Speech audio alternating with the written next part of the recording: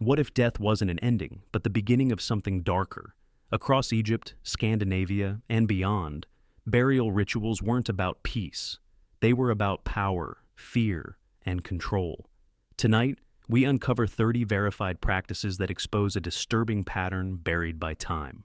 Welcome, seekers of the forbidden. If you crave dark history, subscribe and tell me. Midnight in London, sunrise in Sydney. Let's step into the shadows together. The Valley of the Kings, 1922. The air thick with the scent of natron and ancient resins. When Howard Carter's chisel broke through the sealed doorway of Tutankhamun's tomb, he didn't just open a grave, he unleashed something that had been waiting in darkness for over 3,000 years. The official story tells us that ancient Egyptians mummified their dead to preserve the body for eternal life, wrapping them in linen and sealing them in elaborate sarcophagi filled with treasures for the afterlife. A beautiful story, a comforting lie, the dark truth. These tombs weren't sanctuaries, they were prisons. The inscriptions carved into the walls weren't blessings, they were curses, threats, warnings to anyone who dared disturb the occupant within. The hieroglyphs at Tutankhamun's tomb included one that translates roughly to, "Death shall come on swift wings to him who disturbs the peace of the king." Within 7 weeks of opening the tomb, Lord Carnarvon, Carter's financial backer, was dead, died from an infected mosquito bite that turned septic. His death occurred at 1:55 a.m. At that exact moment, all the lights in Cairo went out. No explanation was ever found. And at the same instant, thousands of miles away in England, Carnarvon's dog howled and dropped dead. Coincidence? Perhaps. But 22 people connected to the tomb's opening died within 7 years. Archaeologist Arthur Mace, who helped open the burial chamber, died of arsenic poisoning, though he'd never been near arsenic. Radiologist Archibald Douglas Reed, who x-rayed the mummy, died of a mysterious illness just days after examining it. George J. Gould, an American financier who visited the tomb, developed a fever that same evening and was dead within 24 hours. The Egyptian authorities tried to dismiss it as superstition, but the tomb inscriptions were clear, documented, photographed, and they weren't unique to Tutankhamun. The pyramid texts of the Old Kingdom contained similar threats. The K priest who comes against this tomb, the crocodile shall be against him in water, and the snake against him on land. These weren't metaphors. Chemical analysis of the tomb seals revealed traces of arsenic compounds. Ancient Egyptians had poisoned the entrances. The dust inside contained deadly fungal spores, Aspergillus niger and Aspergillus flavus, that had been sealed in darkness for millennia, perfectly preserved and still viable. Breathing that air meant breathing death. But the physical curses were just one layer. The Egyptians believed in Hika, magic, as literally as they believed in bread and beer. The curse inscriptions weren't warnings, they were spells. Active workings meant to trap the Ka, the vital essence of anyone who violated the tomb. Death wasn't enough. The curses promised that violators would be denied their own afterlife, condemned to wander as restless spirits, forever hungry, forever thirsty, forever alone. The Book of the Dead, found in countless tombs, contains spell 151, instructions for protecting a burial with guardian demons. 4 demons, 1 at each cardinal direction, armed with knives and tasked with eternal vigilance. Not symbolic, real, according to the theology. And when you understand that the Egyptians saw no difference between the physical and spiritual worlds, the curses take on a more terrifying dimension. Howard Carter himself, he lived until 1939, dying at age 64 of lymphoma. The curse seemingly passed him by. Or did it? His house was plagued by electrical failures. Objects moved on their own. He reported feeling constantly watched. He never married, grew paranoid, and spent his final years in near isolation. Obsessed with proving the curse was nothing but superstition. His last recorded words, according to his physician's notes, "It's coming." The shores of Norway, 834 CE. The Oseberg ship burial, 20 meters of carved oak dragged inland and transformed into a floating tomb, but not for one body. For 2 women, 1 elderly queen and 1 younger woman, surrounded by 15 horses, 6 dogs, 2 oxen, tapestries, a ceremonial cart, and everything needed for a journey into darkness. We're told Viking ship burials were honorable send-offs, a warrior's way to reach Valhalla with dignity intact, noble, majestic, romantic even. The truth carved into the bones tells a different story. The younger woman in the Uzberg ship wasn't a companion. She was a slave. Forensic analysis of her skeleton revealed evidence of a violent death, blunt force trauma to the skull, defensive wounds on her forearms where she tried to shield herself from the blows. She didn't volunteer for this honor. She was murdered to accompany her mistress into death. This wasn't an isolated incident. It was standard practice. The Arab traveler Ahmad ibn Fadlan witnessed a Rus Viking ship burial in 922 CE along the Volga River, and his account, preserved in manuscript form at the Mashhad Library in Iran, remains the most detailed eyewitness description we have. What he saw haunted him enough to write about it in explicit, unflinching detail. A chieftain had died. His slave girl was asked who would accompany him to the afterlife. One girl volunteered, or was volunteered by others. For 10 days before the burial, she was given palm wine and treated like a queen. She sang, she celebrated. She thought, perhaps, this honor would elevate her family's status. Then came the day. Ibn Fadlan describes how the girl was brought to the funeral ship. She was given more wine, stronger wine, and she began the ritual, visiting each tent where men waited. In each tent, she had intercourse with the man inside, who said to her, "Tell your master I did this out of love for him." Every man, one after another, all day. Then she was taken to the ship where her master's body lay. An old woman they called the Angel of Death waited there, a woman whose entire role in society was to orchestrate these ritual killings. The girl was given a henhouse to hold above her head so she could see into the afterlife. Asked what she saw, she said, "I see my master. He calls me." They lifted her onto the ship. 6 men entered the burial chamber with her. All 6 raped her while the Angel of Death held a cord around her neck, pulling it tighter. 2 men held her feet. 2 men held her hands. And as she died, strangled and violated simultaneously, the community beat their shields with sticks to drown out her screams, so her cries wouldn't frighten other slave girls from volunteering in the future. Then they burned it all: ship, chieftain, slave girl, animals, possessions. The smoke rose to the sky, and the Vikings believed their leader sailed it to Valhalla. Archaeological evidence confirms these weren't rare events. Excavations at Birka in Sweden uncovered a female burial with a younger female skeleton showing signs of violent death. At Flakstad in Norway, a high-status burial contained a decapitated slave woman placed at the feet of the primary occupant. DNA analysis confirmed they weren't related. The slave had been selected, killed, and positioned as property, useful in death as in life. The Icelandic sagas mention it casually. In Gisla Saga Sursonar, when a warrior dies, his slave is mentioned in passing as being sent with him. No drama, no moral questioning, just practicality. Someone needed to serve him in the afterlife. Even the animals weren't spared clean deaths. Horse skeletons from ship burials show hack marks. They were killed with axes, not cleanly, often requiring multiple blows. The dogs, small and terrified, were likely strangled or clubbed. All of it done while the mourners watched, drinking, celebrating the dead warrior's glory. The Vikings didn't see death as an end to hierarchy. Social order persisted beyond the grave. If you were a slave in life, you were a slave in death. Your agency, your life, your final moments, all belonged to your master. Even your screams belonged to him, silenced so they wouldn't disrupt the smooth operation of his funeral.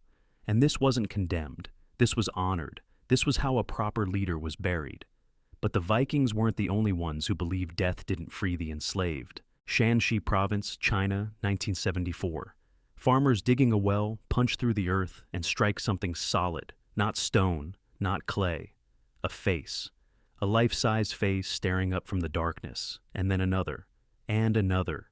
8,000 soldiers eventually arranged in battle formation, each one unique, each one watching. The official story calls it a marvel, Emperor Qin Shi Huang's terracotta army, created to protect him in the afterlife, a stunning achievement of artistry and engineering from 210 BCE. The dark truth? Those aren't just statues. Each soldier's face is different because each was modeled on a real person. 8,000 warriors, servants, acrobats, musicians, all real people. And where did they go after their likenesses were captured in clay? They never left. Sima Qian, the Grand Historian of China, wrote his records of the Grand Historian around 100 BCA, close enough to the emperor's death to interview people whose grandparents might have witnessed the burial. His account, preserved in the Han Dynasty archives, is explicit. When the emperor was buried, all his childless concubines were ordered to follow him in death. After the interment, someone pointed out that the artisans and craftsmen who had built the tomb knew where all the treasures were buried. Therefore, after the funeral ceremonies had completed and the treasures were sealed inside, the inner gate was shut and the outer gate lowered, so that all the artisans and craftsmen were trapped inside. None could escape. The workers who built the tomb, hundreds, possibly thousands, were sealed alive inside the burial complex. They knew the layout, knew the traps, knew where the mercury rivers flowed. Yes, mercury rivers. We'll get to that. They couldn't be allowed to live with that knowledge. And the concubines. Sima Qian mentions them almost casually. The emperor had died. He had no use for them anymore. Custom demanded they follow him. How many? The historical text doesn't specify. But Qin Shi Huang's harem was legendary. Hundreds of women, possibly thousands. The ones without children, without family protection, without value to the new regime. They were dressed in their finest robes and led into the tomb complex. What happened next isn't explicitly recorded, but archaeological evidence from similar burials gives us clues. Mercury poisoning, slow, agonizing, as the vapor filled the sealed chambers. Or perhaps quicker methods, silk cords, poison wine. The accounts vary, but the end is always the same. They went in alive, they didn't come out. The tomb itself hasn't been opened, too dangerous, too archaeologically sensitive. But ground-penetrating radar and core samples reveal its secrets. The historical texts described rivers of mercury flowing through the tomb to represent China's waterways. We thought it was metaphor. Soil samples show mercury concentrations 280 times higher than normal. The rivers are real. Liquid mercury, still flowing after 2,200 years, still poisonous, still guarding the emperor's body. The terracotta soldiers stand in pits adjacent to the tomb, not inside it. They're the outer layer of protection. Inside, traditional Chinese tomb architecture suggests corridors, chambers, and, according to Sima Qian, crossbows rigged to fire automatically at anyone who entered. Craftsmen were ordered to set up crossbows and arrows, rigged so they would immediately shoot down anyone attempting to break in. Modern engineering analysis suggests this wasn't just possible, it was likely. Bronze crossbow triggers have been found in other Chinese tombs, still functional after millennia. The mechanisms are sophisticated, using tension springs and tripwires. One tomb opened in Shanxi province in 2018 still had functional crossbow traps that fired when archaeologists triggered them accidentally. The bolts were corroded, but still flew with enough force to penetrate protective equipment. Qin Shi Huang was obsessed with immortality. He sent expeditions to find the mythical Penglai Island where immortals lived. He consumed mercury pills, believing they would extend his life. They likely killed him. He unified China through brutal conquest, standardized everything from written language to axle-lathe, and built the Great Wall using forced labor that killed hundreds of thousands. Death wasn't his defeat. It was his next kingdom to conquer. So he brought his empire with him, the army, the palaces. Miniature bronze palaces have been found near the tomb. The rivers, the sky, the tomb ceiling is reportedly decorated with pearls representing stars. And the people, everyone he might need, all of them frozen in time, trapped in clay or buried in mercury-laced chambers, serving him forever. The terracotta soldiers we see in museums, perfectly preserved and imposing, are the public face of the tomb. But they're guarding something. 8,000 silent sentinels standing watch over a tomb no one has dared fully open. Not because of superstition, because the historical accounts were too specific, too detailed, too consistently terrifying. The workers knew this. They built their own prison, rigged the traps that would kill anyone like them who might try to loot it, and then were sealed inside with their emperor. Their families received payments according to the records, compensation for the loss, a transaction, not a tragedy, and the pattern was spreading across continents, across centuries. Tenochtitlan, 1487 CE. The Great Pyramid's dedication ceremony, 4 days, 4 nights, and somewhere between 20,000 and 80,000 human beings sacrificed to consecrate the temple to Huitzilopochtli, the god of war and sun. The Spanish conquistadors reported these numbers in their accounts. Bernardino de Sahagún, Bernal Díaz del Castillo, Diego Duran, and for centuries, historians dismissed them as propaganda, exaggeration designed to justify conquest and forced conversion. Nobody could kill that many people that quickly. Nobody would. Then archaeologists started digging beneath Mexico City. In 2015, beneath what's now a colonial-era building, they found it. The Huitzilopochtli, the Great Skull Rack. Not a metaphor, not a ceremonial structure. An actual rack, wooden poles arranged in rows, and threaded onto those poles like beads on an abacus. Human skulls. Hundreds of them in the section uncovered. Estimates based on the structure's foundations suggest the complete rack held tens of thousands. Men, women, children, warriors, captives, tribute victims. Each skull carefully prepared, boiled to remove flesh, holes drilled through the temples to slide them onto the poles, arranged in neat, organized rows for public display. The Tzompantli stood in the ceremonial heart of Tenochtitlan, where everyone could see it, a testament to the god's hunger, a reminder of the city's power.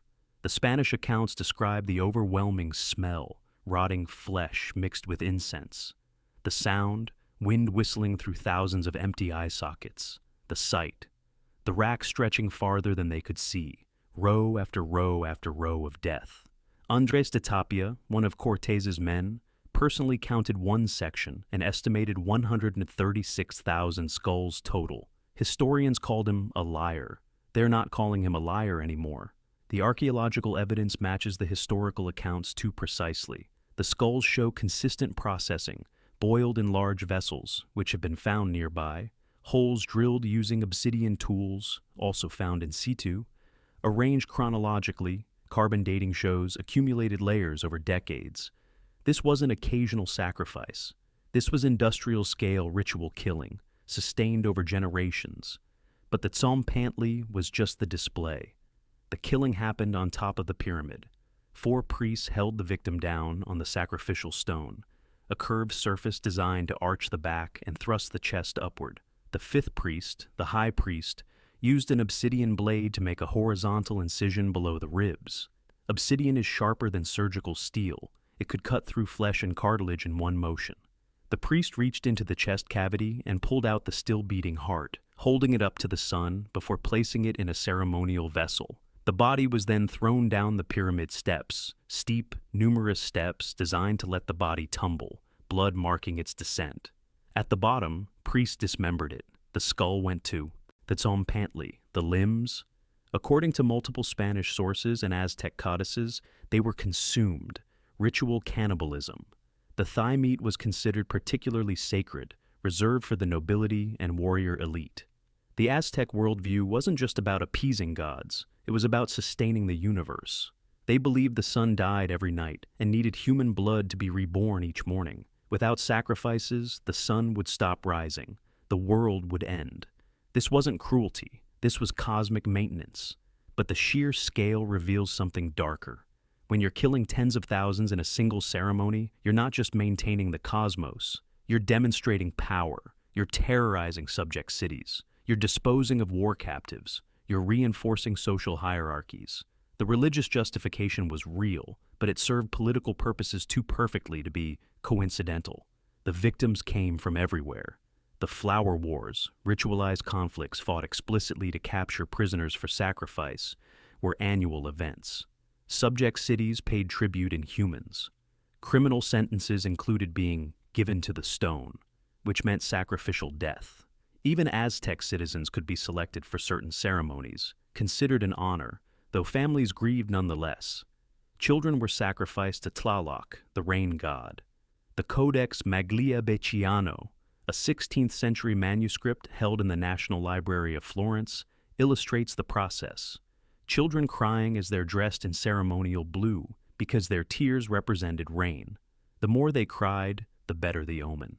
Priests provoked tears by pinching them, terrifying them, sometimes breaking their fingers. Then they were drowned in sacred pools or sealed in caves to die slowly, their suffering pleasing to the god who controlled water. When the Spanish arrived and destroyed the Tzompantli, they claimed they were bringing civilization. They burned the codices, destroyed the temples, forced conversion at sword point. They called the Aztecs savages. Meanwhile, back in Europe, they were burning heretics alive, breaking prisoners on wheels, drawing and quartering traitors. The pot calling the kettle barbaric. But here's the disturbing parallel. Both cultures believed they were serving a higher purpose. The Aztecs fed the sun. The Christians saved souls. Both required blood. Both had specialized priests trained in ritual killing. Both displayed the results as warnings and testaments. The Tzompantli excavations continue. In 2017, archaeologists found a tower of skulls near the Templo Mayor, 650 skulls mortared together with lime, forming a structure 6 meters in diameter. In 2020, another 119 skulls uncovered. Each discovery confirms what the Spanish described, what historians doubted. The skulls don't lie, and neither do the patterns. Suffolk, England, 1939. On the eve of World War II, archaeologists open a massive burial mound overlooking the River Deben and find something extraordinary. A 27-meter Anglo-Saxon ship, pulled inland and buried under tons of earth, filled with treasures that would redefine understanding of the Dark Ages. The official story celebrates it as the tomb of an East Anglian king, possibly Raedwald, who died around 625 CE. Look at the craftsmanship, they say. Look at the Byzantine silver, the Swedish weaponry, the stunning helmet. A magnificent tribute to a powerful ruler. But look closer at what else they found. Among the treasures, human remains. Not just the king's, if he was ever there. The acidic soil dissolved any bones in the ship chamber. Around the burial mound, in smaller graves, archaeologists found bodies. Young men, execution-style burials, bodies contorted, evidence of violent death. Some decapitated, some with hands bound, buried in the same sacred mound complex, but clearly not equals. These weren't nobles, they were sacrifices. Carbon dating places their deaths contemporary with the main burial. They died when the king died, or shortly after. Isotope analysis of their teeth reveals they weren't local to Suffolk. They'd been brought from elsewhere, captives perhaps, or slaves from raids across the North Sea. Their final service? To accompany their lord into the afterlife, whether they wanted to or not. The Anglo-Saxon culture was in transition during this period, Christianity mixing with pagan beliefs in a chaotic religious stew. The Sutton Hoo burial shows this mixture, Christian silver bowls buried alongside pagan sacrificial victims. The official church records don't mention human sacrifice. The archaeology says otherwise. Bede's Ecclesiastical History of the English People, written in 731 CE, describes pagan practices with deliberate vagueness, calling them wicked customs without elaboration. But between the lines, he implies things the Christian scribes couldn't bring themselves to write explicitly. When he describes the conversion of Anglo-Saxon kingdoms, he mentions priests destroying idols and temples where humans had been offered to demons. Had been. Past tense. It happened. He just won't describe it. But the bodies at Sutton Hoo describe it for him. Grave 2, just outside the main mound. A young man, 18 to 25 years old, buried face down with his hands behind his back. Face-down burials were reserved for criminals and outsiders, people who shouldn't be able to see or rise in the afterlife. His jaw shows evidence of a massive blow before death. Executed, then buried dishonorably near the king's mound. Why there, specifically, unless he was meant to serve? Grave 5, multiple individuals jumbled together, no grave goods. Mass burial, quickly done. Isotopic analysis shows different origins. They weren't local, weren't family. They were collected, killed, and dumped together. Their presence near the royal mound suggests ritual purpose, not simple disposal. This pattern repeats across Anglo-Saxon England. At Walkington Wold, Yorkshire, over 50 executions near a cemetery dated to the 8th century. At Southwell, Dorset, decapitated bodies arranged around a central grave. At Ridgeway Hill, also in Dorset, 54 young men, all beheaded, all showing signs of being physically fit. Warriors, probably. Scandinavian isotopic signatures. Viking raiders captured and sacrificed, their bodies desecrated and dumped in a mass grave. The Christian Anglo-Saxons claimed moral superiority over pagan Vikings, but they were sacrificing human beings well into the Christian period, just calling it execution instead of sacrifice. The justification changed, the practice didn't. Ship burials themselves were controversial in Christian England. The church opposed them. They smacked of paganism, of the old beliefs where the dead sailed to Valhalla or some misty afterlife beyond the sea. But powerful nobles continued the practice, creating a compromise. Ship burials with Christian objects inside, hedging bets. If the old gods were real, the ship would sail. If the Christian God was real, the silver communion bowls might buy mercy. The Sutton Hoo treasures now sit in the British Museum, beautifully displayed. Millions of tourists admiring the helmet and gold belt buckle each year. The sacrificed young men, the execution victims, the bound and beheaded, they're mentioned in small text panels, footnotes to the glory.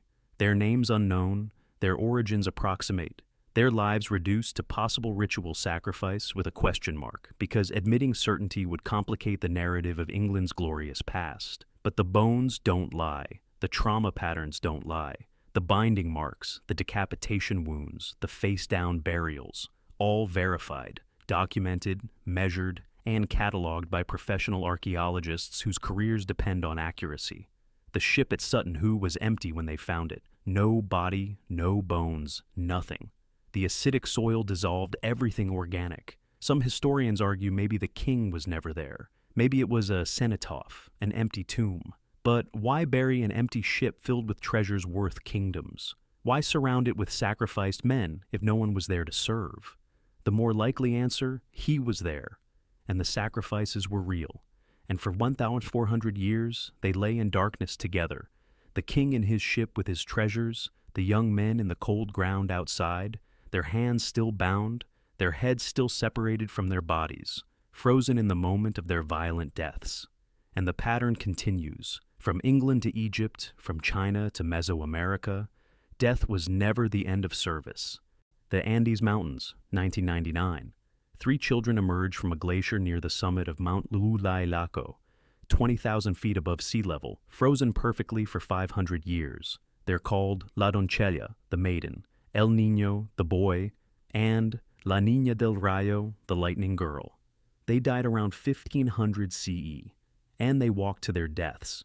The official story calls it Capacocha, a sacred Inca ritual where children were offered to the gods during times of crisis or important events. An honor, we're told. The truth is in their hair. Hair preserves a chemical timeline. Analysis of La Doncella's hair reveals increasing levels of coca and alcohol over her final year. In her last months, the levels spiked dramatically. She wasn't just consuming these substances, she was being systematically drugged. La Doncella's final hair samples show coca levels consistent with modern cocaine addicts. She was 13 years old. CT scans reveal she was alive when placed in her tomb. The cold killed her slowly. She simply froze, sitting cross-legged in her stone chamber, wearing her finest clothes. Her face is peaceful, almost serene. The coca and alcohol saw to that. But El Niño's death was different. His body shows evidence of vomiting. Blood on his clothes, residue in his throat. He was conscious enough to be sick, to suffer, before the cold and drugs finally stopped his heart. He was 7 years old. The Spanish chronicles describe Capacocha as the highest honor. Selected children, always beautiful, always physically perfect, were paraded through Cusco in elaborate ceremonies.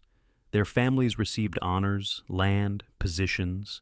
The children were told they would become sacred, intermediaries between humans and gods.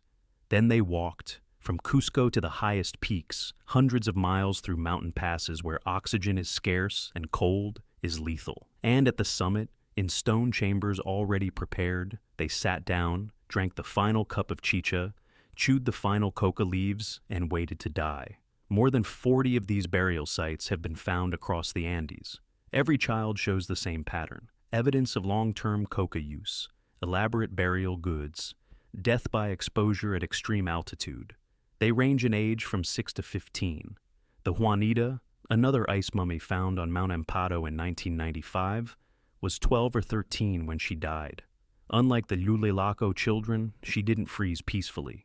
Her skull shows a massive fracture. They clubbed her to death before the cold could take her. The Inca worldview saw mountains as sacred beings, apus, gods who controlled weather, water, and fertility.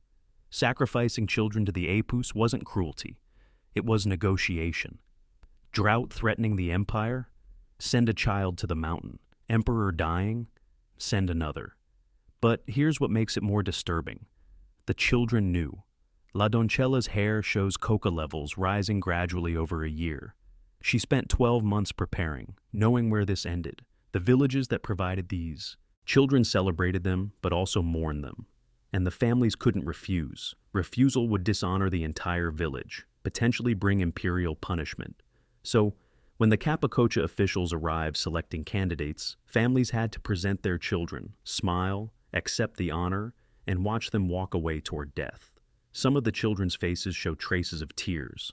Salt residue on La Doncella's cheeks suggests she cried before death. But her position remains serene. She died sitting upright, hands folded, maintaining the ritual posture.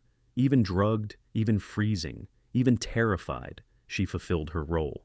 The Lulelaco children are now preserved in a museum in Salta, Argentina. They are kept in climate-controlled cases, frozen, on display. There's ongoing debate about whether displaying them is respectful. They're human beings, after all, children who died terrified on a mountainside. The children can't weigh in on the debate. They remain frozen, silent, their hair still carrying the chemical signature of their final year, their bodies still wrapped in the finest textiles the empire could provide. And this wasn't ancient history. When Pizarro conquered the Inca in 1533, Capacocha was still actively practiced. The Spanish found living traditions, children being prepared for sacrifice in real time. We keep finding more. Climate change is thawing the Andes, and with the thaw come more frozen ambassadors from a civilization that sent its children to die as prayers. The pattern wasn't breaking, it was accelerating. Tolland, Denmark, 1950. Peat cutters slice into a bog and uncover a face staring up at them, so perfectly preserved they call the police, thinking it's a recent murder. It isn't. The Tolland man died over 2,300 years ago, but his face remains peaceful, almost sleeping. You can see his stubble, his eyelashes, the wrinkles around his eyes. You can also see the rope around his neck. The official story calls these bog bodies, hundreds of preserved corpses found in peatlands across northern Europe. Natural mummification, we're told. Accidents in treacherous wetlands. The evidence tells a darker story. These weren't accidents. They were executions, sacrifices, and they were brutal. The Tolland man died by hanging, the twisted rope still tight around his throat. His stomach contents reveal his last meal, a porridge made from over 40 different seeds and grains, not food people normally ate. This was a ritual meal consumed hours before death. The Grauball man, found in 1952, had his throat slit ear to ear, a massive wound that severed the carotid artery and windpipe in one motion. His skull was also fractured. Overkill. His last meal, a similar porridge containing ergot, a fungal parasite that causes hallucinations. They drugged him before killing him. Lindo man, discovered in England in 1984, experienced the triple death. First, struck on the head twice, fracturing his skull. Second, a cord tightened around his neck, breaking neck bones. Third, his throat was cut. Anyone would have killed him. They did all three. Then he was placed face down in the bog. His stomach contained traces of mistletoe pollen. Mistletoe was sacred to druids, poisonous in large doses, used in ritual contexts. The pattern repeats across dozens of bog bodies: violent deaths, ritual elements, disposal in water. These were sacrifices following specific protocols. Tacitus, writing in 98 CE, describes Germanic tribal practices. Traitors and deserters are hanged from trees. Cowards and shirkers, and those guilty of unnatural vice, are pressed down into the mud of marshes. Some crimes merited public execution as warnings, others required hidden deaths in bogs where bodies vanished from sight and memory. But not all bog bodies were criminals. Some showed signs of high status. Lindo Man had manicured nails and well-groomed hair. His hands showed no calluses. He'd never done manual labor. He was someone important, someone wealthy, killed and deposited in the bog with ceremony. The Windeby girl, later determined to be a teenage boy, found in Germany, was blindfolded and had half her head shaved, a mark of shame or ritual preparation. She drowned, held down by branches and stones, deliberately placed to keep the body submerged. She was 13 to 16 years old. Why kill high-status individuals as sacrifices? Times of crisis, poor harvests, military defeats, or major religious festivals might require more valuable offerings. When you need the gods to really pay attention, you send someone important. The bogs preserved not just bodies, but evidence. The Elling woman still wore her woolen cloak and leather cape. She was hanged, but her hair, nearly 3 feet long, had been elaborately braided and arranged. Someone took time preparing her for death. This wasn't hasty execution. It was ceremony. The preservation is so complete, we can see their final expressions. The Tallinn man looks almost peaceful, eyes closed, lips slightly parted. The Graubaul man looks startled, mouth open in a final gasp. Lindo man's face is contorted, perhaps from the violence of his triple death. Peat bogs are low oxygen, highly acidic environments where bacterial decay can't occur. The tannins tan the skin like leather. Bodies can last thousands of years, maintaining soft tissue, hair, even fingerprints. Over 1,000 bog bodies have been documented. The Iron Age bodies, dated between 800 BCE and 400 CE, show the clearest ritual patterns. They cluster around religious sites and tribal boundaries. They correspond with harvest seasons and solstices. Their deaths aren't random. They're scheduled, systematic, part of a religious calendar that demanded regular blood offerings. When Christianity arrived, it stopped. The last documented instance dates to around 400 CE. The practice didn't fade gradually. It stopped. Suddenly. The bog bodies are displayed in museums now. Visitors file past glass cases containing human beings who were murdered as prayers. The ropes, the wounds, the mistletoe, all preserved, all documented, all undeniable. And every few years, another peat cutter finds another body, perfectly preserved, staring up from the darkness. The bogs kept the secrets. They kept everything. Yaxchilan, Mexico, 709 CE, carved into stone lintel 24, preserved in the British Museum, is an image that makes modern viewers flinch. Lady Kayabal Suk, wife of Shield Jaguar II, pulls a thorn-lined rope through her tongue. Blood streams down her chin onto bark paper arranged in a basket below. This isn't punishment. This isn't torture. This is worship. The official story describes Maya bloodletting as ritual purification, a way to commune with gods and ancestors. Symbolic, ceremonial, carefully controlled. The glyphs tell a bloodier truth.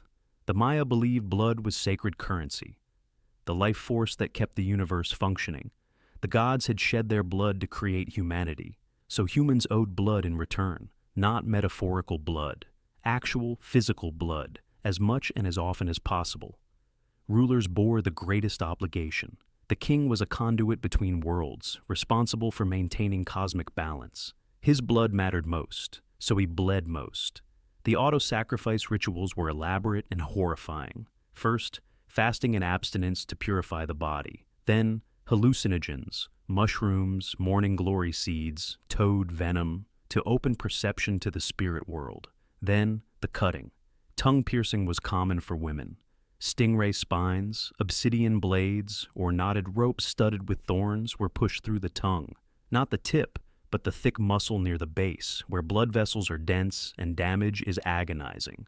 The rope was pulled through repeatedly, shredding tissue, ensuring maximum blood flow. For men, the penis. Let that sink in for a moment. Lintel 17 shows Shield Jaguar himself preparing for the ritual. The king would pierce the foreskin or glands, thread a bark paper rope through the wound, and pull. The blood-soaked bark paper was then burned. The Maya believed the smoke carried the blood to the gods, and in return, the gods would send visions. This wasn't yearly. This wasn't occasional. Royal bloodletting occurred during every major ceremony, every calendar milestone, every important political event. Accessions, births, deaths, wars, droughts, harvests, all required royal blood. How did they survive? The human body can tolerate surprisingly extensive damage if infection doesn't set in. The Maya used copal resin, which has antibacterial properties, to seal wounds. But many didn't survive. Infections were common. Chronic bloodletting caused anemia. The hallucinogens themselves could be lethal. And it wasn't just the rulers. The entire nobility participated. At Piedras Negras, murals show rows of nobles engaged in penis-piercing ceremonies, all simultaneously, blood pooling on the palace floor. The glyphs call these events blood scattering, technical terms for organized mass mutilation. The commoners watched. These ceremonies were public, performed on pyramid tops where entire cities could witness their ruler's devotion. The message was clear. If the king bleeds for you, you owe him absolute loyalty. Because the gods did demand more. Human sacrifice supplemented auto-sacrifice. Captives from raids were preferred. At Bonampak, murals show the complete sequence: the raid, the capture, the presentation, and finally, the sacrifice. The king himself performed the killing, either decapitation or heart extraction. The head of a defeated ruler, if captured, became a ball for the ritual ball game. Yes, literally. The skull was covered in rubber and used in games played in stone courts. Losing the game meant death. The post-classic Maya escalated everything. The sacred cenote at Chichen Itza became a dumping ground for sacrificial victims. Dredging operations in the early 20th century pulled up dozens of human skeletons, men, women, children thrown into the water during droughts to plea with Chak, the rain god. But let's return to the royal bloodletting because it reveals something about power and trauma. These rulers were inflicting horrific pain on themselves, repeatedly, publicly, from the moment they ascended the throne until they died. Every ceremony, every ritual, another wound. Did they believe? Or had it become a tradition too dangerous to stop? If one king refused to bleed, would the people see it as weakness? The glyphs never express doubt. They record these rituals matter-of-factly. On this date, the king shed his blood. The gods were pleased. At Copan, Altar Q shows 16 successive rulers passing power in an unbroken line. Each one bled, for centuries, until the classic Maya collapse in the 9th century, when the cities were abandoned and the bloodletting finally stopped, not by choice, but by civilizational disintegration. The temples fell silent, and the stingray spines and obsidian blades were left behind, still stained, still sacred, still waiting in case the gods grew hungry again. The Pontic-Caspian steppe, 4th century BCE. The kurgan, a massive burial mound, rises from the grassland like a small mountain. Beneath it lies a Scythian king, and Herodotus warned us what that meant. When their king dies, they strangle his concubines, cupbearer, cook, groom, steward, and horseman, burying them with the king, along with golden cups and horses. For centuries, historians thought Herodotus exaggerated. The father of history was also the father of lies, or so his critics claimed. Then archaeologists opened the kurgans. The Arjan II kurgan in Tuva, Siberia, excavated between 2000–2003, contained exactly what Herodotus described. At the center, a log chamber held two royals, a man and a woman, both elaborately dressed in gold. Around them, arranged in precise patterns, 14 more bodies.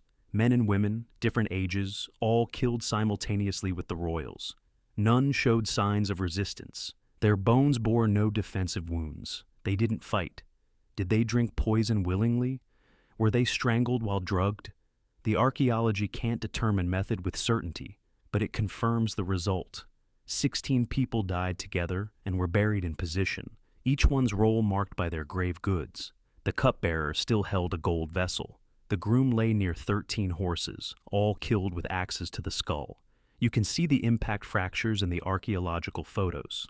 The horses were magnificent specimens, premium breeding stock, sacrificed because a dead king might need to ride in the afterlife. But it gets stranger. A year after burial, Herodotus says, the Scythians returned. They strangled 50 of the finest youths and 50 of the finest horses. They gutted the horses, filled them with chaff, mounted them on supports, then drove stakes through the youths' bodies and mounted them on the horses. A mounted guard of corpses, 50 riders on 50 horses, all dead, all posed, circling the burial mound for eternity. Archaeologists have found evidence of these sentinels at multiple sites. At Pazyryk in the Altai Mountains, frozen tombs revealed horses still wearing elaborate felt masks decorated with antlers and gold, dressed as mythical creatures before being killed. The Scythians were nomadic horse warriors who dominated the Eurasian steppes from roughly 900 BCE to 200 BCE. They had no written language, built no cities, left no grand architectural monuments. What they left were burial mounds, thousands of them, scattered across modern Ukraine, Russia, Kazakhstan, and Mongolia. And every royal tomb contains the same pattern: a king surrounded by his retinue, killed to serve him. The psychology is chilling. These servants spent the king's life in his service. They knew the cultural expectation. When he died, they died. Did they hope he'd live forever? Did they plan escape? Or did they accept it as inevitable, their fate bound to his from the moment they entered his service? Some of the bodies show evidence of drug use in their final hours, high concentrations of cannabis and opiates in hair samples. The Scythians were known for their use of hemp. Herodotus describes them hotboxing in felt tents, inhaling smoke until they howled with pleasure. Perhaps the servants were given a final high, a merciful fog to blunt the terror of strangulation. Or perhaps the drugs weren't mercy. Perhaps they were restraint, easier to kill someone too intoxicated to fight back. The gold artifacts from these tombs are spectacular. Animal-style art that influenced cultures from Greece to China. The Hermitage Museum in St. Petersburg displays thousands of pieces recovered from Scythian kurgans. Tourists admire the craftsmanship. Few think about the corpses that surrounded these treasures, because it wasn't just servants and horses. The Scythians buried wives, concubines, children, anyone whose survival might complicate succession. The Tolstaya Mohyla kurgan in Ukraine contained a man, woman, and infant. All died simultaneously. The infant was 6 months old. Its inclusion wasn't emotional, it was political.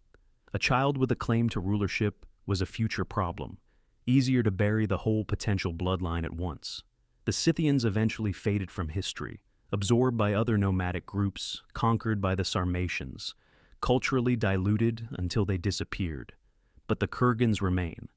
Thousands of them, many still unexcavated, each one potentially containing the same grim assemblage: a king in gold, his retinue in death, his horses frozen mid-gallop.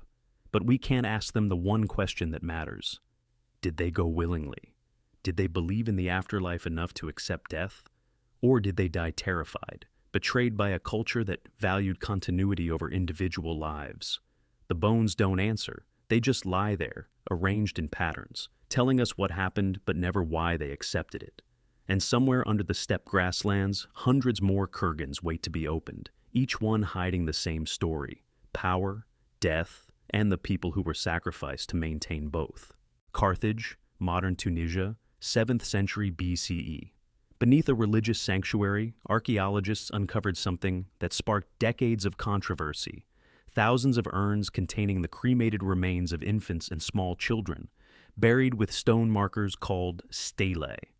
The site is called a tophet, a Hebrew term referring to a place where children were allegedly sacrificed by fire to the god Moloch. For years, scholars debated, were these sacrifice victims or simply a children's cemetery? Disease killed many infants in the ancient world. Perhaps Carthaginian parents simply cremated and interred their naturally deceased children in a sacred space. Then the evidence became too specific to ignore. The Tophet at Carthage contained over 20,000 urns deposited over a 600-year period, approximately 750–146 BCE. That's a conservative estimate, Looting and archaeological loss means the actual number was likely higher. Inside the urns, charred bones of children, from newborn to about age 3, occasionally older. Some urns contained multiple children. Some contained children with small animals, lambs, birds, as if the animal was an additional offering. Inscriptions on the stelae are explicit. They use the phrase MLKMR, Molchomor, traditionally translated as offering of a lamb, but potentially referring to child sacrifice. The dedicatory formulas give the child's name and state the offering was made to fulfill a vow to Tanit or Baal Hammon, the chief Carthaginian deities. One stele reads, "To Our Lady, to Tanit face of Baal, and to our Lord, to Baal Hammon, that which was vowed by Bomilcar son of Hanno, son of Eris, because they heard his voice and blessed him." Anthropological analysis of the urn associated with this stele revealed the remains of a 2-year-old child. Roman and Greek sources were unambiguous. Diodorus Siculus, writing in the 1st century BCE, describes Carthaginian practices. "There was in their city a bronze image of Cronus, Baal Hammon, extending its hands, palms up, and sloping toward the ground, so that each of the children, when placed thereon, rolled down and fell into a sort of gaping pit filled with fire." Plutarch adds details. "The whole area before the statue was filled with a loud noise of flutes and drums, so that the cries of wailing should not reach the ears of the people." Skeptics argued these were propaganda, Romans demonizing Carthaginians to justify the Punic Wars and eventual destruction of Carthage. Classical sources exaggerated. They invented atrocities. Then modern forensic analysis settled it. A 2014 study published in Antiquity examined skeletal remains from the Carthage Tophet using advanced osteological techniques. The results? These children didn't die of disease. The bone growth patterns were consistent with healthy individuals. If the Tophet were merely a cemetery for naturally deceased infants, you'd expect to see evidence of the diseases that killed them: malnutrition markers, infection signs, developmental disorders. The bones showed none of that. These were healthy children who died suddenly, traumatically. Furthermore, the burn patterns on the bones indicate the children were dead or dying when cremated. Burning living flesh produces different patterns than burning deceased flesh. Some debate remains about whether they were killed first, then burned, or placed in the flames alive. But either way, these were deliberate deaths. Tophets have been found at multiple Phoenician Carthaginian sites: Moya in Sicily, Theros in Sardinia, Sousse in Tunisia. The same pattern: urns, children's bones, dedicatory inscriptions. This wasn't an isolated practice. It was a standard feature of Phoenician religious culture. The question becomes, why? Why would parents sacrifice their own children? The inscriptions suggest votive offerings, thank you gifts to the gods for favors granted, or payments for favors requested. A merchant's business succeeds, he owes the gods.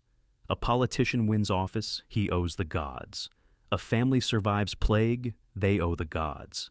And the price the gods demanded was the highest possible: a child. But there's another, darker possibility. Some scholars suggest that not all these children were willingly offered by parents. Carthaginian law, according to scattered references in classical sources, allowed for substitution. Wealthy families could buy slave children to sacrifice in place of their own. If true, the Tophet represents not just religious devotion, but a marketplace in child death, where economics determined which children burned and which survived. The Bible condemns the practice repeatedly. Leviticus 18:21, "You shall not give any of your children to offer them to Molech, and so profane the name of your God." Seker, Kings 23:10 describes Josiah's reforms. He defiled Topheth, which is in the valley of the son of Hinnom, so that no one would make a son or a daughter pass through fire as an offering to Molech. But these prohibitions exist because Israelites were practicing it. You don't ban something nobody is doing. Archaeological evidence from Israelite sites shows similar child burial patterns, though less extensive than Carthaginian Tophets. The practice spread across the ancient Mediterranean: Phoenicians, Carthaginians, Canaanites, occasionally Israelites. Child sacrifice wasn't an aberration. It was regional religion. When Rome finally destroyed Carthage in 146 BCE, burned it, killed the survivors, allegedly salted the earth, they claimed moral justification. Carthaginians were child killers, too depraved to exist, and for once, Roman propaganda aligned with truth. But Rome had its own darkness. The practice of crucifixion, slow, agonizing public torture execution, designed to terrorize subject populations, killed tens of thousands. Child gladiators fought in the arenas. Unwanted infants were left to die of exposure, a socially acceptable form of infanticide. Every culture had its acceptable violence. Carthage burned children to please gods. Rome crucified rebels to maintain order. The difference was branding. The Carthage Tophet remains open to archaeological study. New excavations continue to unearth more urns, more bones, more evidence. Some scholars still argue for the cemetery hypothesis, suggesting that dedicating a naturally deceased child to the gods was itself considered a sacrifice, an offering of grief, not murder. But the sheer numbers argue otherwise. 20,000 urns over 600 years is about 33 children per year.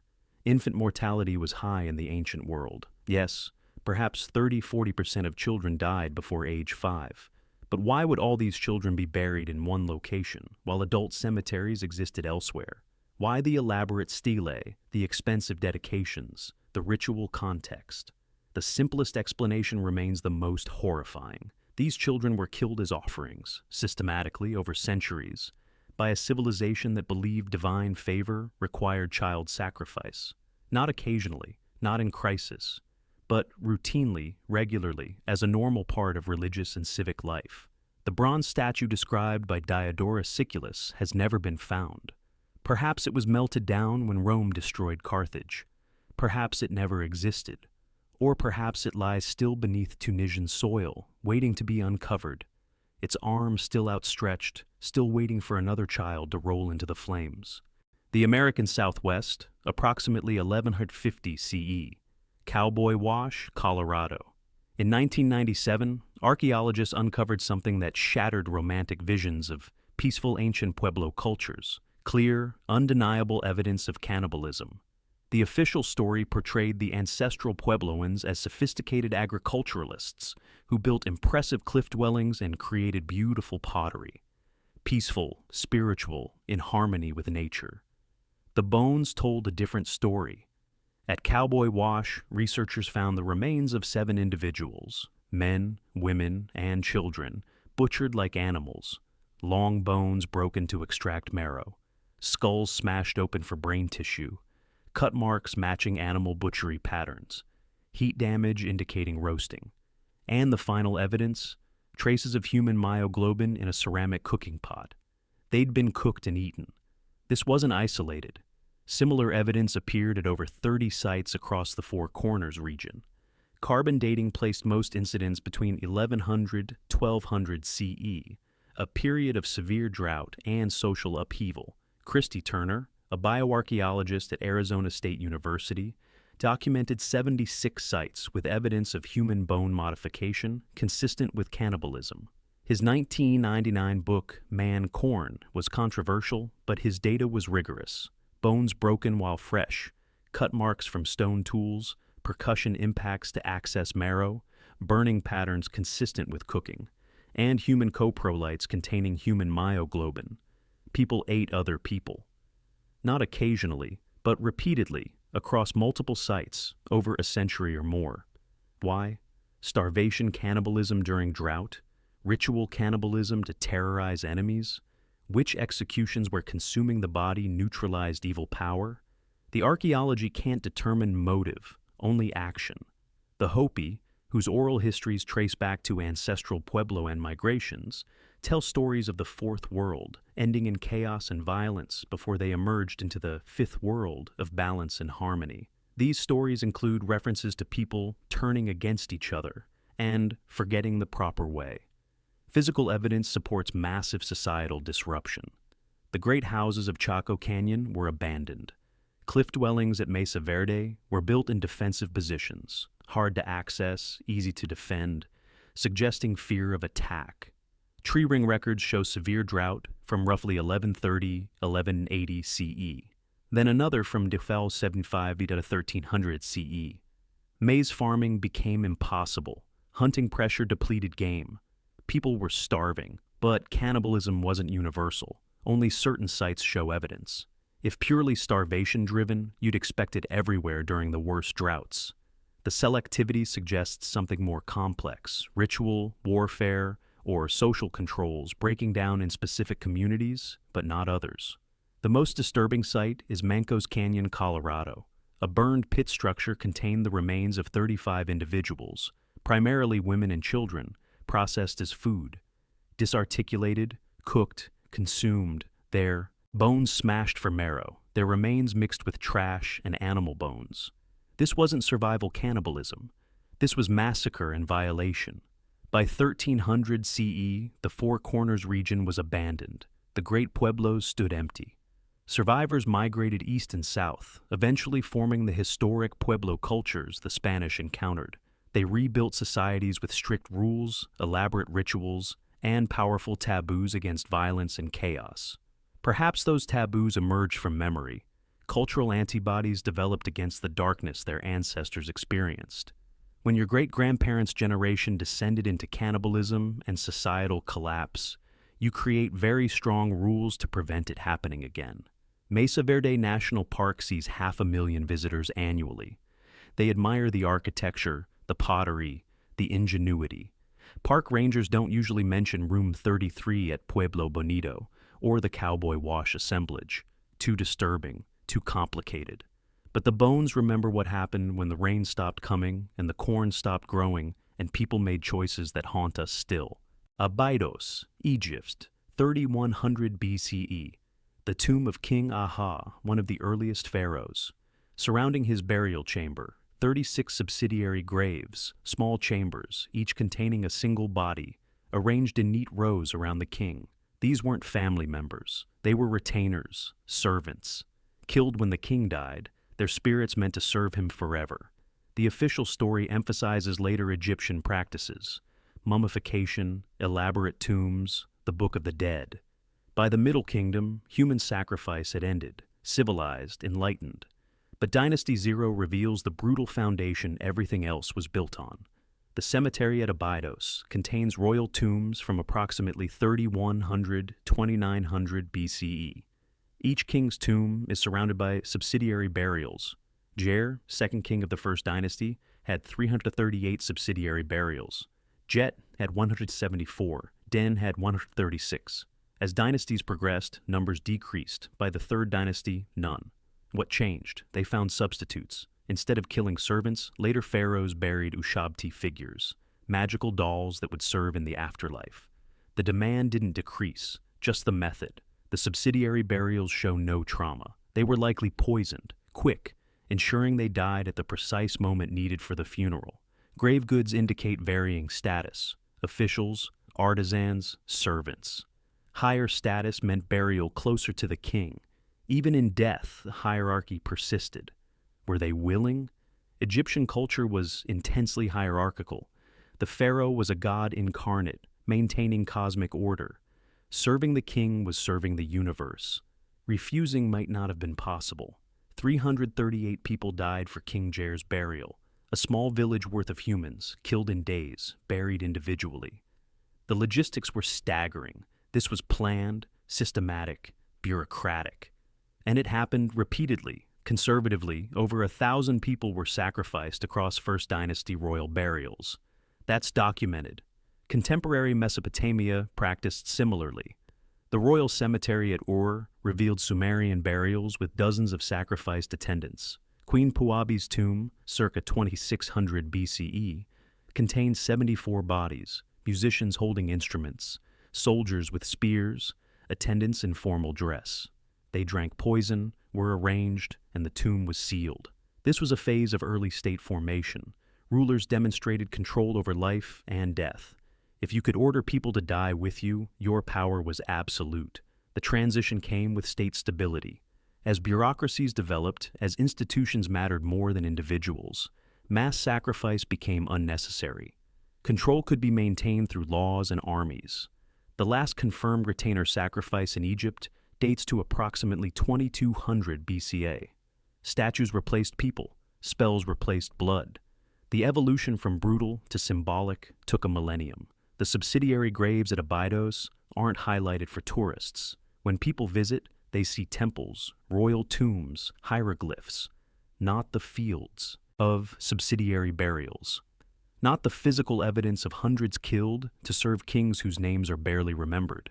Those people had names: servants, officials, craftsmen, people with families, hopes, skills, people who woke knowing their king was dying and their own deaths were now scheduled. The inscriptions don't record their names. They weren't important enough. Just subsidiary burials, archaeological context, data points in civilization's formation. Huaca de la Luna, northern Peru, 450 CE. In 1995, archaeologists discovered a plaza filled with skeletons of over 70 young men, all showing signs of violent death. The official story portrayed the Moche as sophisticated coastal people, master metalworkers, incredible potters, builders of irrigation systems, advanced, civilized. The ceramics told otherwise. Moche pottery depicts ritual sacrifice in graphic detail. For decades, scholars assumed these were mythological scenes. Then they found the plaza.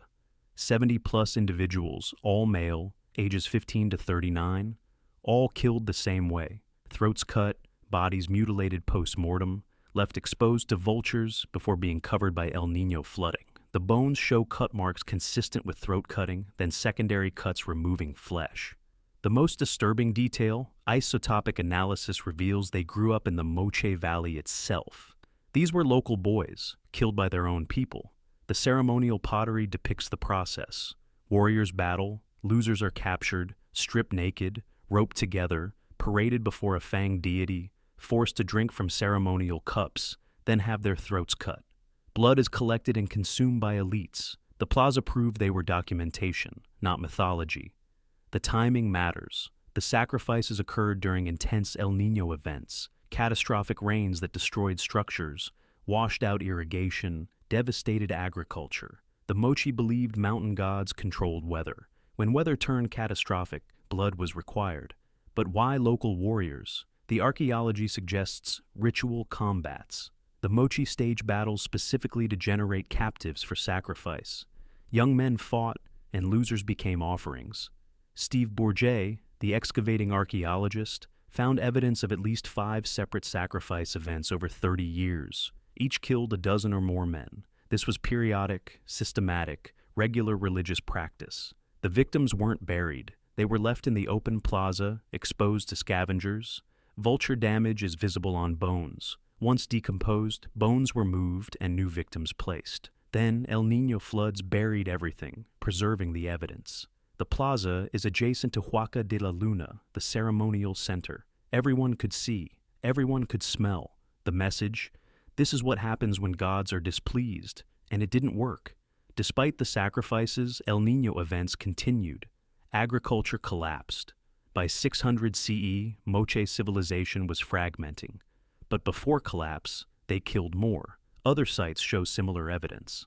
At some locations, human bones became architectural material, incorporated into building foundations mixed with adobe bricks, arranged as offerings during construction. The Moche were killing so many people that human bones became building supplies. The most elaborate Moche burials included multiple human sacrifices.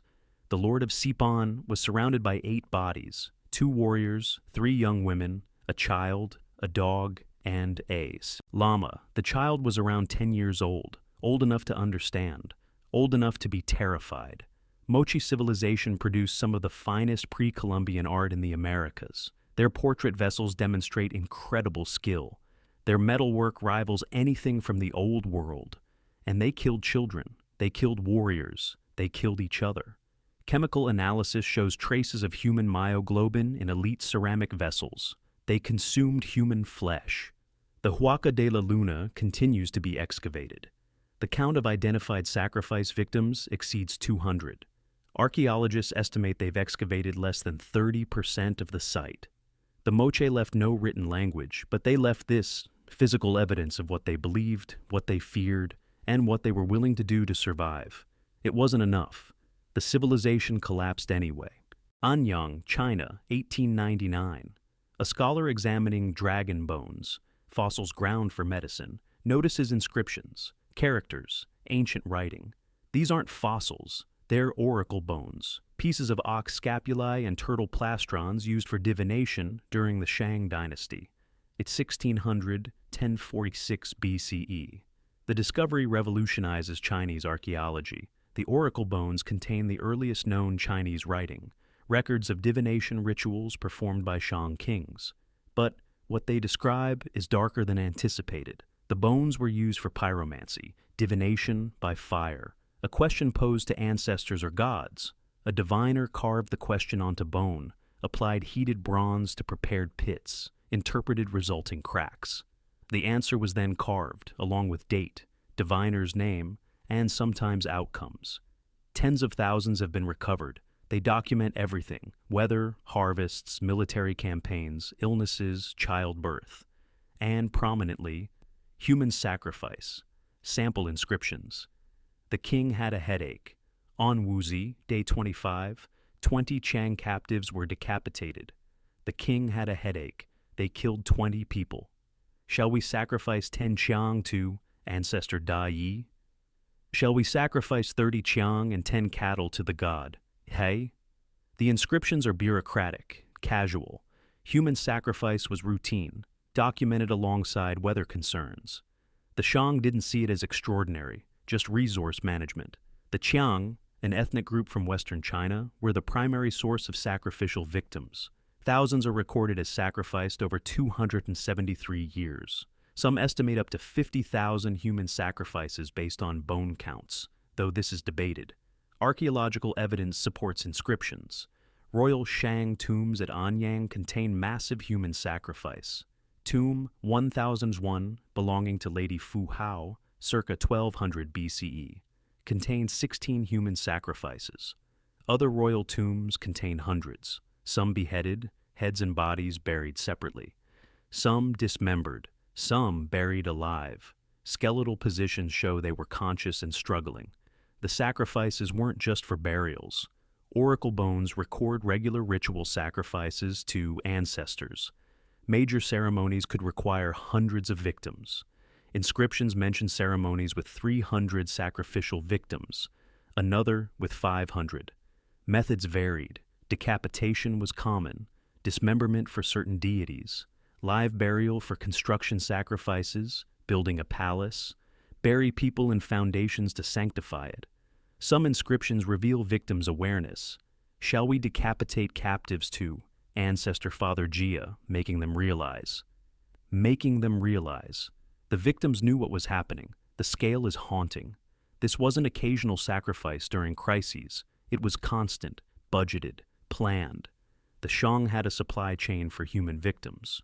Raids to capture Qiang, holding facilities, schedules, bureaucrats tracking it all.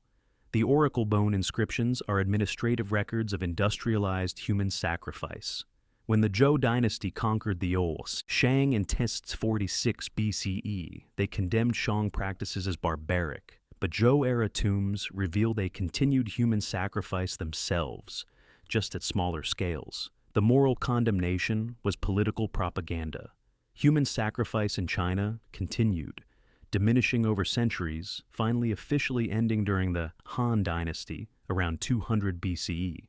But evidence suggests it persisted in remote areas much longer. The oracle bones themselves were almost lost. For centuries, they were ground up as medicine. The surviving corpus is overwhelming, over 150,000 fragments cataloged. Modern Chinese scholarship celebrates them as proof of ancient civilization, evidence of early writing, but they also document systematic mass murder. Textbooks mention oracle bones, but rarely translate sacrifice inscriptions for students. The bones sit in museum cases now, fragments of turtle shell and ox bone, covered in ancient script, documenting questions like, will it rain? And should we kill 30 people this week? With the same casual tone. The ancestors demanded blood. The Shang provided it.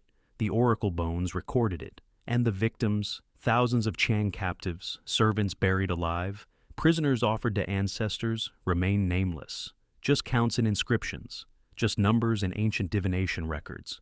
Southern France, 1960s. Excavation of Entremont, a Celtic settlement destroyed by Romans in 123 BCE, reveals something chilling, a portico decorated with human skulls. Dozens of them, displaying nail holes where they'd been mounted like hunting trophies. The official story about Celts was already shifting. The romantic, noble, savage image was crumbling, but the head cult evidence forced scholars to confront something they'd preferred to ignore. The Celts collected human heads systematically, displayed them publicly, and considered them sources of spiritual power. Classical sources had described this for centuries. Diodorus Siculus, circa 60 to 30 BCE. They cut off the heads of enemies slain in battle and attached them to the necks of their horses. They embalmed the heads of their most distinguished enemies in cedar oil and preserved them carefully in a chest and displayed them with pride to strangers. Historians assumed exaggeration. But then archaeologists started finding evidence. At Entremont, the skulls weren't just mounted, they'd been curated. Some showed evidence of embalming. Others had been carved, decorated, transformed into objects of veneration. The context suggested they had hung there for years, visible to everyone entering. Nearby, Rocapertus revealed a sanctuary structure with deliberate niches carved to display severed heads. The heads were gone, destroyed when the site burned, but the niches remain, each sized to hold a human skull. A wall of heads greeting visitors to the religious site. The Glauberg in Germany revealed a Celtic burial from approximately 400 BCE, with evidence the deceased was a headhunter of high status. Among his grave goods, weapons, gold ornaments, and a life-size statue depicting him with what appears to be severed heads hanging from his belt.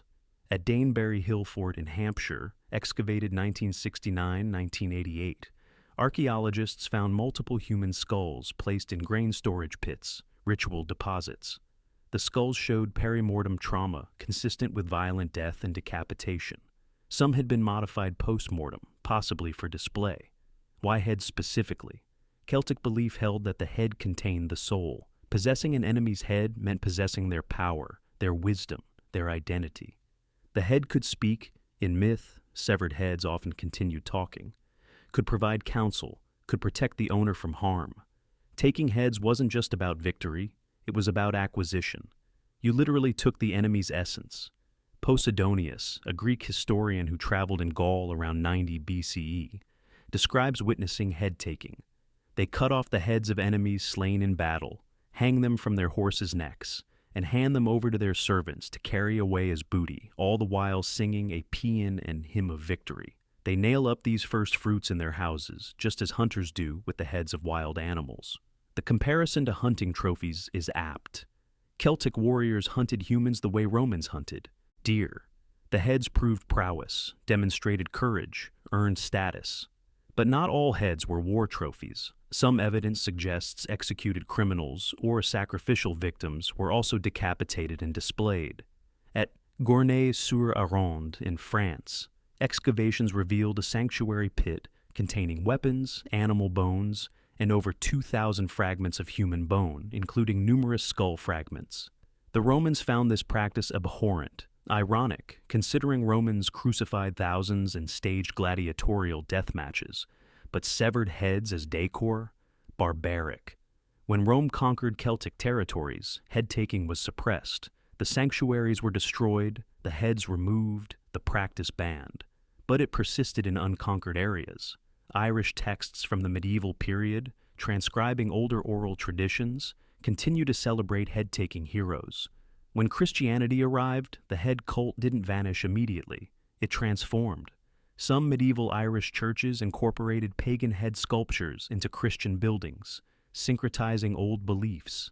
Archaeological evidence of head-taking has been found across the Celtic world: France, Switzerland, Germany, Austria, Britain, Ireland, even Spain. This wasn't isolated to one tribe. It was pan-Celtic, a shared cultural practice that defined warrior identity for centuries. The most disturbing site might be Bredon Hill in England. Excavations in the 1930s revealed the burned remains of the hill fort, destroyed around 100 BCE. Near the gate, a pile of 64 human skulls, apparently displayed before fire destroyed the settlement. Modern Celtic nations have complicated relationships with this history. There's pride in Celtic heritage, celebration of Celtic art and culture, but the head cult sits uneasily alongside romantic visions of druidic wisdom. The heads are gone now, mostly, but the niches remain at Rocapertus. The nail holes persist at Entremont. The ritual pits at Danebury still bear traces of the skulls they once held. And somewhere in museum storage across Europe rest the skulls themselves, anonymous now, cleaned of flesh and embalming oils, reduced to archaeological specimens. But once, they were people. Then they were trophies. Now, they're evidence that civilization's climb from darkness was longer and more recent than we like to admit. Huanchaquito, Las Llamas, Peru, 2011. Archaeologists begin excavating what they assume is a small ceremonial site. What they uncover becomes one of the most disturbing discoveries in New World archaeology, the largest known mass child sacrifice in the Americas. 140 children and 200 young llamas, all killed on the same day around 1450 CE. The official story of the Chimu Empire portrayed them as the Inca's predecessors, skilled metalworkers, builders of chan-chan, masters of irrigation, sophisticated, organized, advanced. The bones tell a story of desperation and horror. The children ranged in age from 5 to 14. Most were 8 to 12, both boys and girls. Forensic analysis reveals they were healthy, well-fed, not slaves or outcasts, but valuable members of society. Their remains show rib fractures consistent with a horizontal cut through the sternum. Their chests were opened while they were alive or freshly dead. Their hearts were removed, every single one. The llamas, young animals all under 18 months old, had their necks broken and were killed alongside the children. The site shows signs of careful preparation. The ground was leveled, the children were positioned facing the sea, the llamas facing the mountains. This wasn't chaos, it was choreographed. What could drive a civilization to kill 140 children in a single event? The answer is in the mud. The excavation revealed a thick layer of water-deposited silt covering the sacrifice site. Geological analysis dates it to a massive El Niño event around 1450 CE. Catastrophic flooding, ocean warming, fishing collapse, agricultural devastation. The Chimu economy depended on irrigation, agriculture, and fishing. El Niño destroyed both. They offered children to the ocean, hoping the sea god would relent. Hearts for the ocean, blood for the waves. Did it work? No. The Chimu Empire collapsed shortly after. Within 30 years, the Inca conquered them. Chan-Chan was abandoned. The irrigation systems failed. The civilization ended. But before it ended, they killed 140 children. John Verano, the physical anthropologist who analyzed the remains, described the evidence. The cuts on the ribs were made from front to back, which suggests the chest was opened from the front. This is consistent with having direct access to the heart. The incisions were skillful. Trained priests or specialists performed the killings, efficiently, probably quickly. The footprints preserved in the mud tell their own story. Small footprints, child-sized, leading to the sacrifice site from the direction of Chan-Chan. The children walked there. Adult footprints and llama tracks accompany them, a procession, a parade to death. This wasn't the only Chimu mass sacrifice. In 2016, archaeologists discovered another site, Pampa La Cruz, just 300 meters away. 132 more children, 260 more llamas, all killed the same way, around the same time. Different event or continuation of the same ritual. The archaeology suggests multiple sacrifice days. When the first offering didn't work, they tried again. Combined, we're looking at nearly 300 documented child sacrifices from a civilization in its death throes, throwing their most precious resource, their future, their children, at gods who wouldn't or couldn't save them. Gabriel Prieto, lead archaeologist, describes the emotional toll. As a father, it's very difficult. These weren't just archaeological specimens. They were children. Someone loved them. And someone killed them. The children's DNA reveals they came from across the Chimu Empire, different regions, different communities. This wasn't a single village offering its children. It was empire-wide collection. The Chimu made that calculation. They stood on the beach, facing the ocean that was destroying them, and they cut open their children's chests and offered their hearts to the waves. The ocean didn't care. The Chimu didn't know this. They were working with the knowledge they had. Ocean angry, Gods displeased, sacrifice required. So they sacrificed. And when it didn't work, they sacrificed more. Until finally, there was nothing left to sacrifice. The empire fell. Cahokia, Illinois, 1050 CE. At its peak, this city was larger than London, 15,000, 20,000 people living in a planned urban complex centered on massive earthen mounds. Monk's Mound rises 10 stories high and covers 14 acres at its base. Then archaeologists started excavating, and they found the bodies. Mound 72, excavated in the 1960s-70s, revealed something extraordinary. 272 people buried in a single mound, not a cemetery.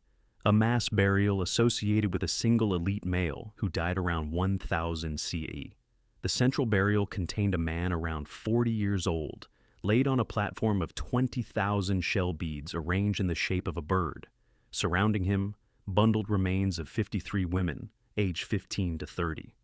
All killed simultaneously, buried in organized pits. Their bones showed no signs of disease or malnutrition. They were healthy when they died. Near them, 4 men with their heads and hands deliberately removed, executed, mutilated, buried as warnings or guards. And in separate pits, 39 men and women showing signs of violent death, some strangled, some clubbed, 272 people, killed for one man's burial. The 53 women's remains are particularly haunting. Their positioning suggests they were laid out in organized rows, 2 large pits containing roughly equal numbers.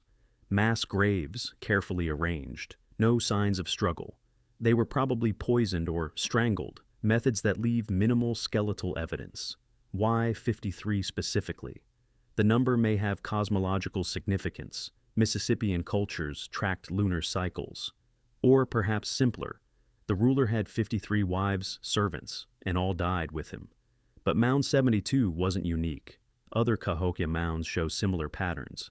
At the sub-mound 51 burial pit, archaeologists found over 150 bodies showing evidence of violent death and hasty burial. These weren't honored dead. They were disposed of. The East St. Louis mounds across the river contained evidence of human sacrifice in building foundations. Bodies were placed in prepared positions before mound construction began, their remains incorporated into the structure itself. Building sacrifices, humans buried alive or killed during construction to sanctify the building. This practice was widespread across Mississippian culture. At Spiro Mounds in Oklahoma, at Etowah in Georgia, at Moundville in Alabama, the major Mississippian centers all practiced human sacrifice, particularly retainer sacrifice when elites died. The scale varied. Cahokia's Mound 72 represents the largest documented mass sacrifice, but smaller centers show proportionally similar practices. A regional chief might have 5 to 10 retainers killed at burial. A paramount chief could have 50 to 100. By 1350 CE, Cahokia was largely abandoned. The population dispersed. The mounds fell silent. Why? Theories include environmental degradation, climate change, political collapse, or disease. Probably all of the above. But the violence evident in the burials suggests internal tensions. Societies that kill hundreds for burial rituals are societies under stress.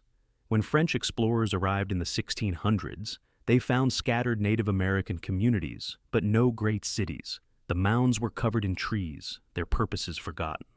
The mounds became farmland. Highway 5570 was built directly through part of the Cahokia site, destroying portions irrecoverably. By the time archaeologists recognized the site's importance, much had been lost. What remains is enough to confirm Mississippian culture practiced human sacrifice extensively. But it's not widely taught. When school children learn about Cahokia, they hear about an impressive achievement, and it was. But they rarely hear about the 272 bodies in Mound 72. Silence doesn't serve truth. It doesn't honor the 272 people who died, the hundreds more buried across Cahokia, or the thousands killed across all Mississippian sites.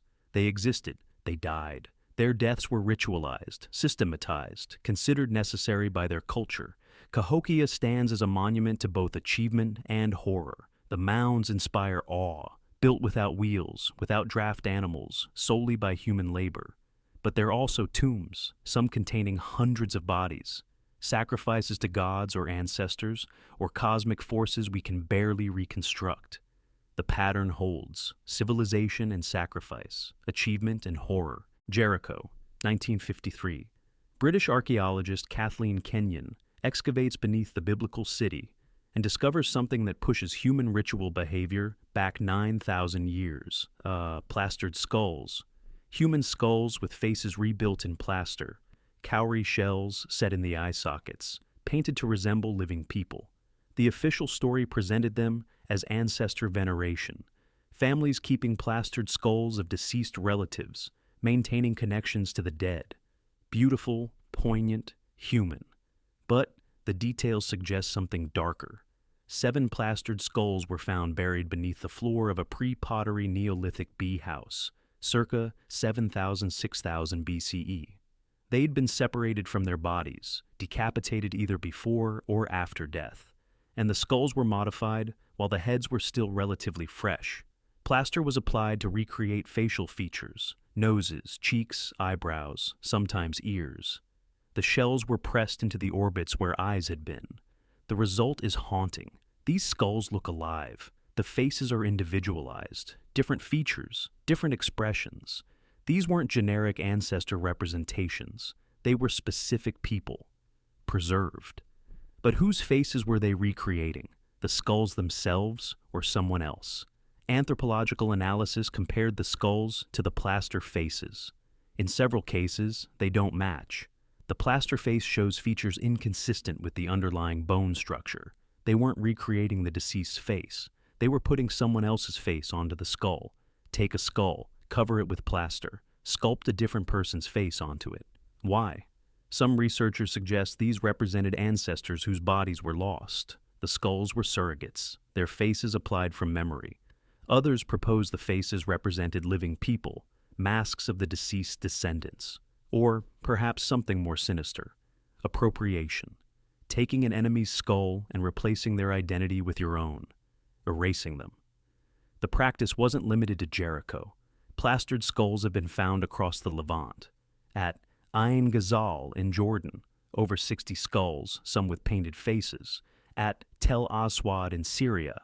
At Koshkoyuk in Turkey. At Yiftahel in Israel. This was widespread across the Fertile Crescent during the pre-pottery Neolithic period. At Ain Ghazal, the cache included both plastered examples and unplastered ones buried alongside them. Some showed evidence of violent death, perimortem trauma from weapons. Not everyone whose skull was kept died peacefully. Genetic analysis of some pre-pottery Neolithic sites shows evidence of significant violence. Mass graves with multiple individuals showing perimortem trauma. Defensive walls built around settlements. Skeletal evidence of healed fractures from interpersonal violence. This wasn't a peaceful period. It was the Neolithic. Agriculture was spreading, populations were increasing, permanent settlements were forming, property ownership, resource competition. The first evidence of organized warfare. And they were keeping skulls. Decorated skulls whose faces had been rebuilt, sometimes inaccurately. Were these trophies? Ancestors? Both? Some skulls were buried with honor, placed beneath floors where families lived, near hearths. Others were found in trash pits, discarded after whatever ritual purpose they served had ended. The plaster itself is significant. Applying plaster requires skill, time, and resources. Gypsum plaster needs to be heated to 150 degrees C, ground, mixed with water, then applied quickly. This was investment, hours of labor per skull, specialized knowledge required. The cowrie shells used for eyes were imported. They don't occur naturally in the Levantine interior. Someone traded for them, transporting shells from the Red Sea or Mediterranean coast. These weren't cheap decorations. They were luxury goods. Some skulls were replastered multiple times. The layers are visible in cross-sections, one face applied, then later removed and replaced with another. The skulls were curated, maintained, periodically updated, passed down through generations perhaps. But whose skulls were they? Where testing has been possible, results show the plastered skulls are sometimes non-local, different isotopic signatures than the population that buried them. These skulls traveled. They were brought from elsewhere, traded, captured, or carried by migrants. What's certain is this: the practice ended. By 6000 BCE, plastered skulls stopped appearing. The custom died out, replaced by different burial practices. The plastered skulls that survive are now museum pieces. Tourists photograph them, students study them. But rarely do exhibit labels delve into the uncomfortable questions. Were these voluntary? Did people consent to having their heads removed and plastered? The skulls won't tell us. The plaster faces, beautifully preserved, stare at nothing with shell eyes that never saw. And we're left wondering, whose face is this? Who did they want us to see? Northern Germany, 1996. The Tollens River yields bones, Bronze Age human remains showing evidence of violent trauma. Over the next 20 years, as systematic excavation continues, the site reveals something historians didn't think possible: a massive Bronze Age battle involving thousands of warriors fought around 1250 BCE. The official story held that Bronze Age warfare was small-scale, raiding parties, tribal skirmishes, nothing approaching organized warfare. The Tollens Valley evidence destroys that narrative. Over 140 individuals have been excavated so far, representing perhaps 10% of the total. Extrapolating suggests 750 1,000 people died in the valley, probably more. These weren't civilians. They were fighting-age males, many showing healed trauma from previous battles, carrying weapons, wearing bronze ornaments indicating warrior status. The trauma patterns are horrifying: skulls crushed by bronze axes, arms shattered defending against blows, arrows embedded in bones. One man had 3 arrowheads in his body. Wooden clubs with flint blades had caved in skulls. This was close-quarters slaughter on a massive scale. But here's what makes it darker. Many bodies show evidence of being killed after injury. Wounded men finished off. Forensic analysis suggests some were executed, kneeling or prone, struck from behind or above with deliberate lethal blows. This wasn't heat of battle killing. This was battlefield execution of the wounded. And then the bodies were left. No burial, no ceremony. They fell in the valley, in the river, in the marshlands, and they rotted there. Scavengers fed. The river scattered bones. Eventually, peat and silt buried them, preserving evidence for 3,200 years. Who were they fighting? Isotopic analysis shows warriors from multiple regions, some local, some from hundreds of kilometers away. Central European, Scandinavian, Eastern European populations all present. This wasn't a local dispute. This was organized warfare involving armies recruited across vast distances. Why fight in this specific valley? The Tollens River was a trade route. Bronze Age economies depended on copper, tin, and amber flowing from north to south. Control the river, control the trade. The battle may have been over economic resources. Bronze Age capitalism enforced with axes and arrows. Thousands died for trade routes, and no one buried them, no one honored them. They died, they rotted, and history forgot them until a riverbank eroded and exposed their bones. Persepolis, 330 BCE. Alexander the Great's forces capture the ceremonial capital of the Persian Empire. What happens next is debated by historians, but the archaeological evidence is unambiguous. The palace burned, intensely, deliberately.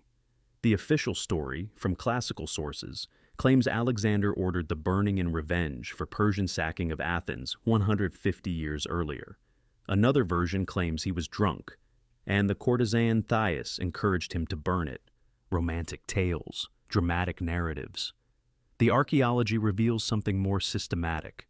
The burning wasn't random, it was targeted. Specific buildings were destroyed, while others were left intact. Treasury buildings burned, administrative centers burned, the royal residential areas burned, but the gates, the audience halls designed to impress visitors, some of those survived. This wasn't drunken revelry, this was strategic demolition. Excavations reveal layers of ash several centimeters thick.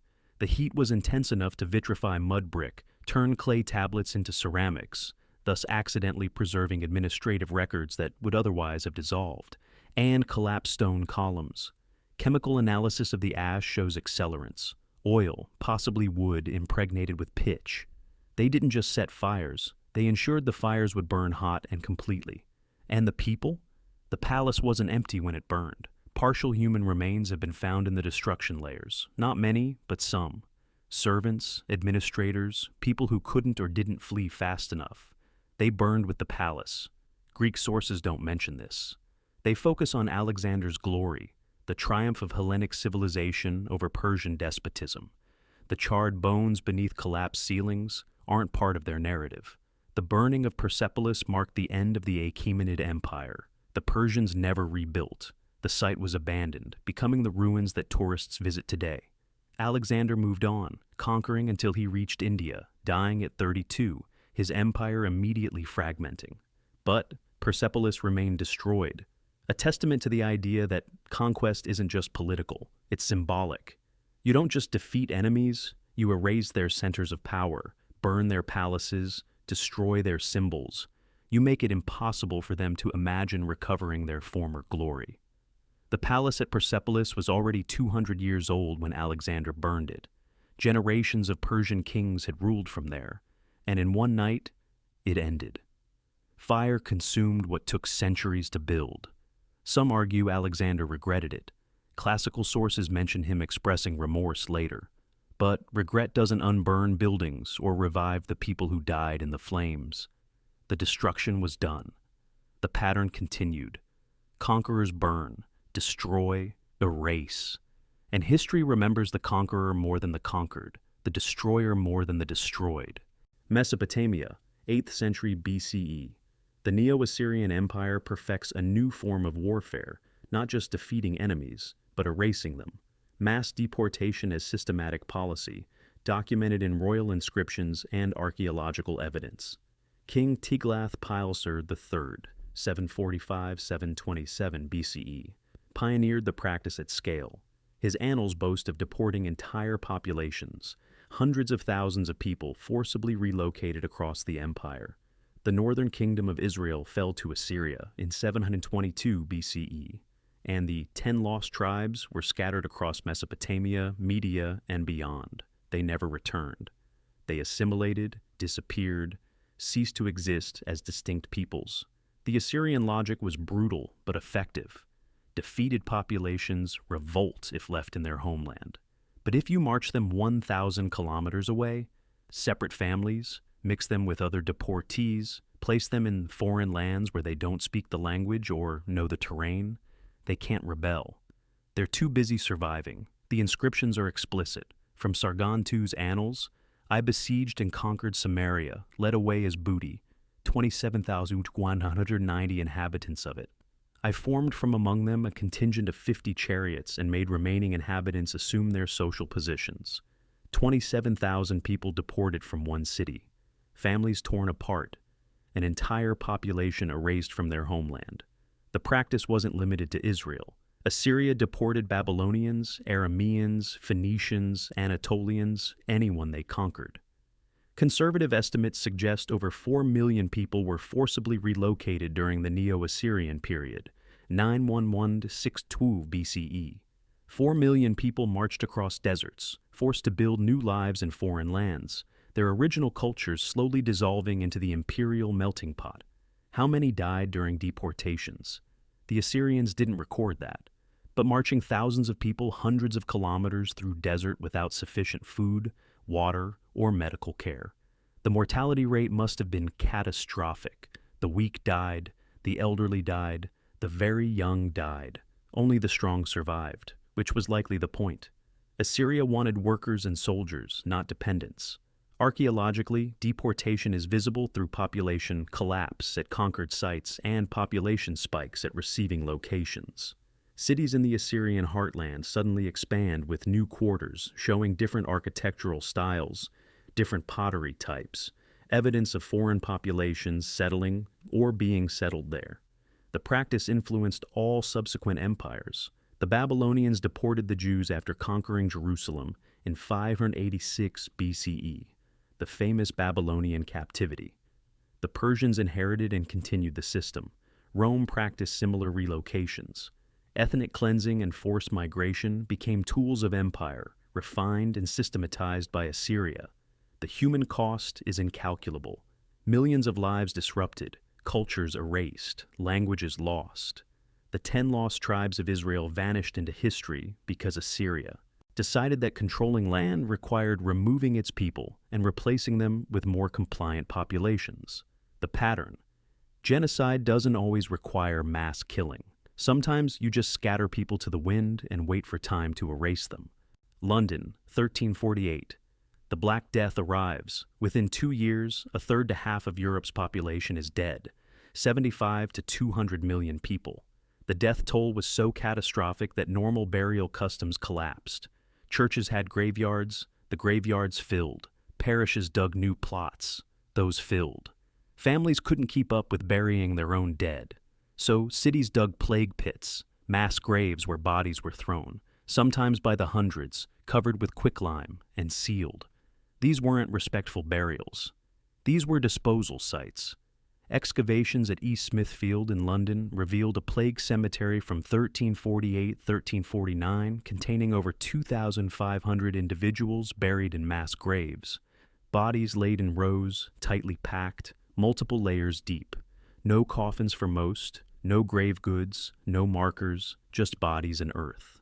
Similar pits across Europe tell the same story. In Marseille, plague pits from 1720, the disease returned periodically, contain hundreds buried together. In Augsburg, Germany, mass graves from the 16th century plague outbreaks. In Barcelona, construction projects regularly uncover plague pits. The dead are everywhere beneath modern cities. The trauma isn't just in how many died, but in how they died. Alone, in agony, covered in buboes, swollen lymph nodes, feverish, hemorrhaging, and then disposal like trash because the living were too overwhelmed and terrified to do better. Families hid deaths to avoid having bodies confiscated by plague collectors. Houses of the dead were sealed with occupants inside, whether everyone was dead yet or not. Bring Out Your Dead wasn't just a Monty Python joke. It was grim reality. Cart drivers went through streets collecting corpses, piling them, hauling them to pits. The social breakdown was complete. Priests refused last rites, too dangerous. Families abandoned sick relatives. Parents died while children starved beside them. Children died while parents had already fled. Boccaccio's Decameron, written during the plague, describes Florence's horror. Such was the multitude of corpses brought to the churches every day and almost every hour that there was not enough consecrated ground to give them burial. They dug for each graveyard a huge trench in which they laid the corpses as they arrived by hundreds at a time, piling them up tier upon tier as merchandise is stowed on a ship. Merchandise. That's what the dead became. Cargo to be stowed efficiently. The plague pits are reopened occasionally when construction disturbs them. In 2013, excavations for London's Crossrail project uncovered 25 bodies showing plague evidence. In 2016, work on a German hospital found a pit with 300 skeletons. Each discovery reopens questions about how to handle mass graves. Archaeological study versus respectful reburial versus just leaving them undisturbed. The dead in plague pits have no names, no markers, no individual recognition, just bones and mud, remnants of a catastrophe so overwhelming that human dignity became a luxury the survivors couldn't afford. Cambodia, 1975 to 1979. The Khmer Rouge, led by Pol Pot, attempt to create an agrarian communist utopia. The result? Approximately 1.72 million dead out of a population of 8 million. Genocide, starvation, execution, death by forced labor. The killing fields are mass graves, hundreds of them across Cambodia. Chui Ung Ek, near Phnom Penh, is the most famous. Over 8,000 bodies excavated there, but estimates suggest 17,000 were buried at that single site. Nationwide, over 20,000 mass graves documented. This was recent, 1970s. Color photographs exist. Survivors are still alive. This isn't ancient history we can distance ourselves from. This is living memory. The Khmer Rouge killed systematically. Educated people, professionals, anyone who spoke foreign languages, people who wore glasses, considered evidence of literacy, ethnic minorities, former government officials, Buddhist monks. They emptied cities, forcing populations into agricultural communes where millions died of starvation and disease. And they documented it. S21 prison, Tuol Sleng in Phnom Penh photographed every prisoner before execution. Over 14,000 photos survive, men, women, children, all looking into the camera, knowing they would die. The photos are displayed at the prison, now a genocide museum. Faces, names, people who existed, were tortured, were killed, were dumped in mass graves. The killing was banal. At Choeung Ek, prisoners were brought from S-21, made to kneel beside pits, and killed with clubs, knives, or farm tools to save ammunition. Babies were beaten to death against trees. The killing tree at Choeung Ek still stands, decorated now with memorial bracelets. Children were considered dangerous because they might seek revenge later, so they were killed with their parents. After the regime fell in 1979, the mass graves were opened. Bones everywhere, clothing rotting in piles, skulls arranged in memorials. The famous stupa at Choeung Ek contains over 5,000 skulls displayed in tiers, silent witnesses to genocide.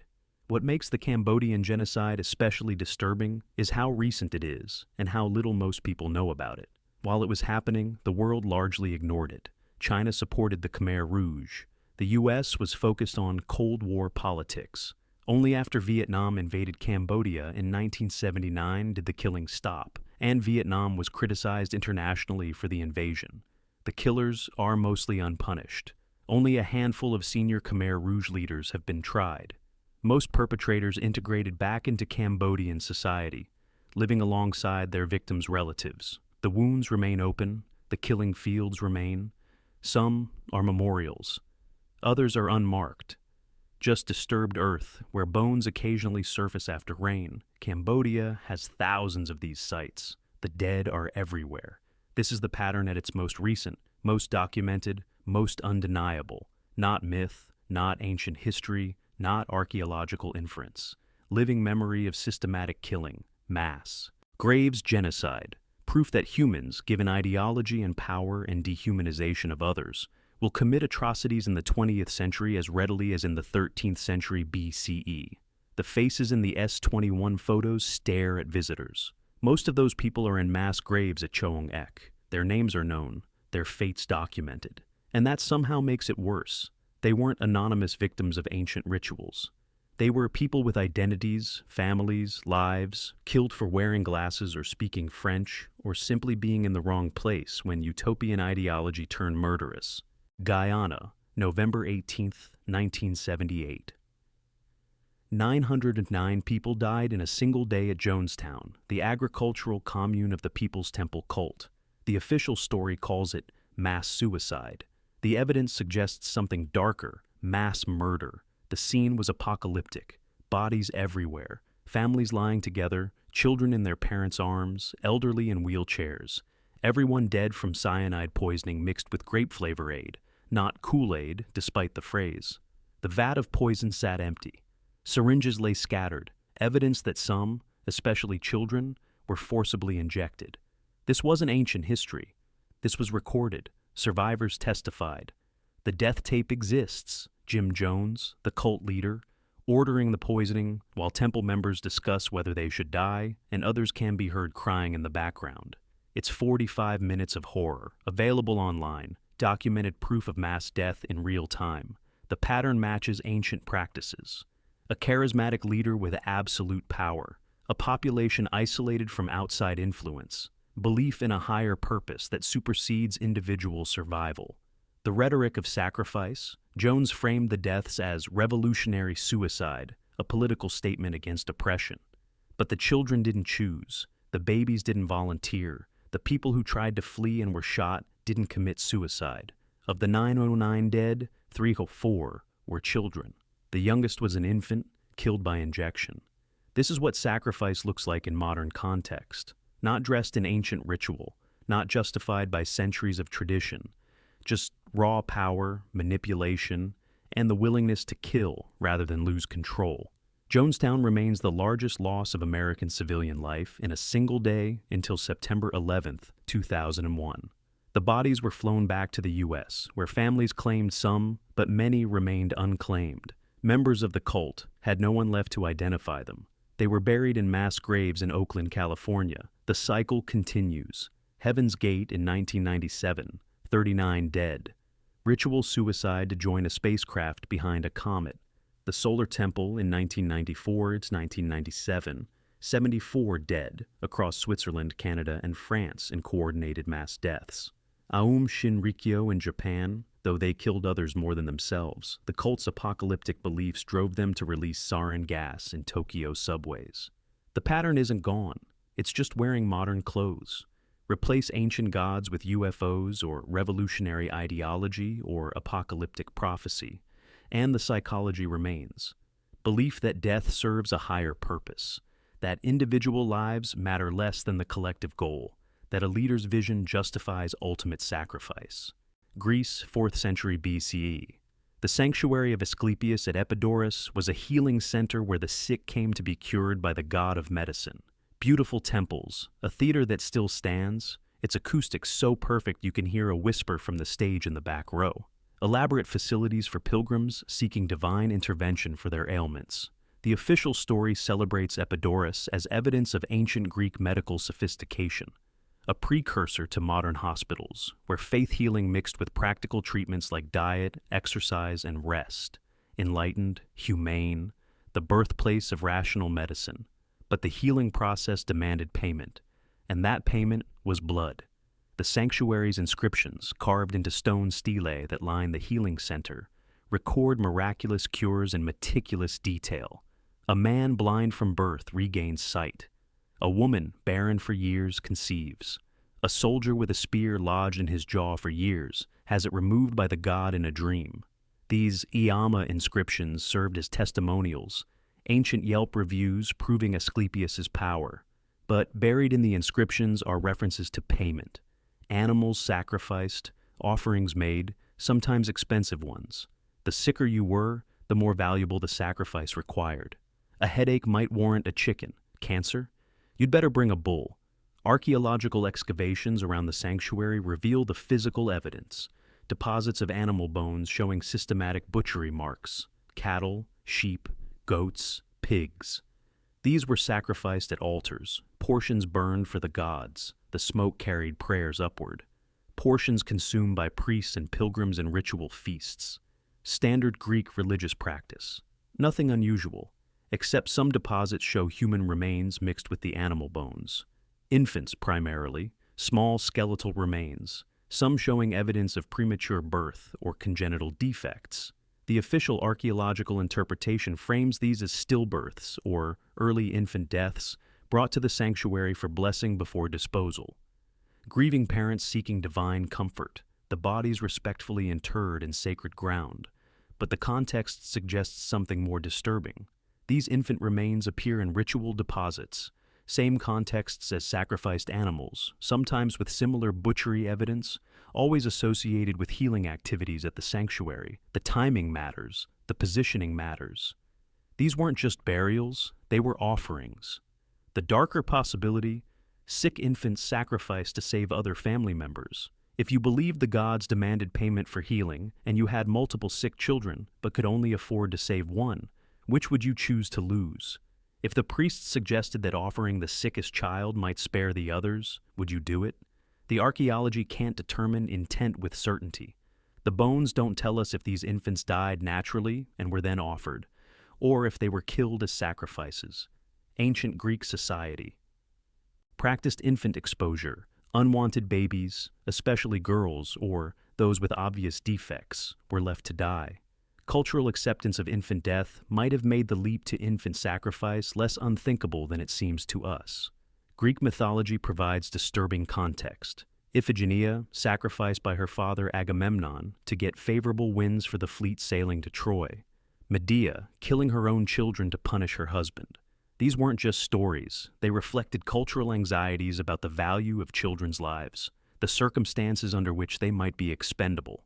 And Asclepius himself died violently. Zeus struck him down with a thunderbolt for the hubris of raising the dead.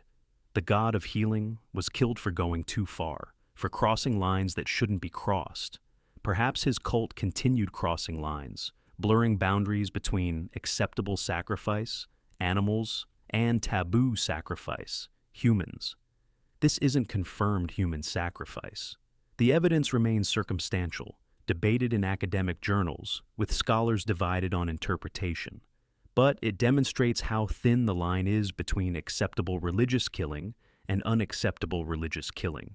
The Asclepius cult walked that line, and possibly crossed it. The sanctuary still stands. Tourists visit, admire the theater, photograph the ruins. The inscriptions celebrating miraculous cures are translated and displayed, but the deposits containing infant bones mixed with sacrificial animals are mentioned only in specialist archaeological reports. Too disturbing, too ambiguous, too close to truths we'd prefer to leave buried. London, present day. 6 ravens are maintained at the Tower of London at all times, plus 1 spare. Their wings are clipped, not cruelly, we're told, just enough that they cannot fly away. The legend states that if the ravens ever leave the tower, the crown will fall and Britain with it. This is presented as charming tradition, quirky British eccentricity. Tourists photograph the ravens. The Raven Master, in official yeoman warder position, cares for them, feeds them, speaks about them in guided tours. It's marketed as living history. But strip away the pageantry and what remains. Birds imprisoned for superstition. Living creatures kept captive, their flight stolen, because of a prophecy no one truly believes, but no one dares test. The legend allegedly dates to Charles II in the 1670s, though the first documented reference appears only in the 1880s, possibly Victorian invention dressed as ancient tradition. Regardless of origin, the practice continues. The ravens live in cages when not on display. They're fed premium meat, better than many humans eat, but they cannot leave. Their wings are clipped every few weeks. They will never fly. One raven, named Grog, was dismissed from the tower in 1986 for eating television aerials. Another, George, was retired to Wales for attacking cars and people. The language is bureaucratic, sanitized. But what it means, birds that don't perform their role correctly are removed, exiled. The tradition demands specific behaviors. Several ravens have died or disappeared over the years. During World War II, bombing reduced the population to a single raven. The prophecy should have triggered. Britain should have fallen. Instead, Churchill ordered more ravens found and installed immediately. The superstition was maintained even as London burned. In 2021, the tower held 7 ravens when the minimum is 6. In 2022, 3 died within months. 2 of old age, 1, Merlina, disappeared and was presumed dead. The tower immediately acquired replacements. The number cannot fall below 6. Ever. This is modern sacrifice, not blood sacrifice. The ravens aren't killed ritually, but sacrifice nonetheless. Living beings denied their nature to appease tradition, superstition, and national identity. Their captivity maintains a legend. Their clipped wings symbolically hold up an empire, and no one questions it. The ravens are an attraction, a curiosity, a must-see. Their imprisonment is justified by ceremony, by history, by the unspoken belief that maybe, possibly, the prophecy is real, and Britain's fate truly depends on keeping these birds captive. The pattern continues. Ancient peoples sacrificed to gods they believed controlled fate. Modern Britain sacrifices avian freedom to a superstition about national destiny. The belief system changed. The willingness to sacrifice others for our comfort, our traditions, our fears, that remains constant. The ravens sit on the green at the tower, wings clipped, fed and cared for, living, symbols of humanity's need to control, to ritualize, to sacrifice something, anything, to maintain the illusion that we can prevent fate through symbolic actions. And every day tourists photograph them, buy raven souvenirs in the gift shop, and leave satisfied they've seen authentic British tradition. None ask whether the ravens chose this. None wonder what it means that a modern nation-state maintains living prisoners for superstition. We've just made peace with it, normalized it, marketed it. Because that's what humans do. We take something dark, captivity, sacrifice, the subordination of other lives to our beliefs, and we dress it up until it looks like heritage instead of horror. The ravens remain. Britain stands. And the prophecy, untested, continues to justify the imprisonment of birds who would rather fly. Harbin, China, 1936-1945. The Japanese Imperial Army establishes a biological warfare research unit under the command of Lieutenant General Shiro Ishii. Its official designation, Epidemic Prevention and Water Purification Department.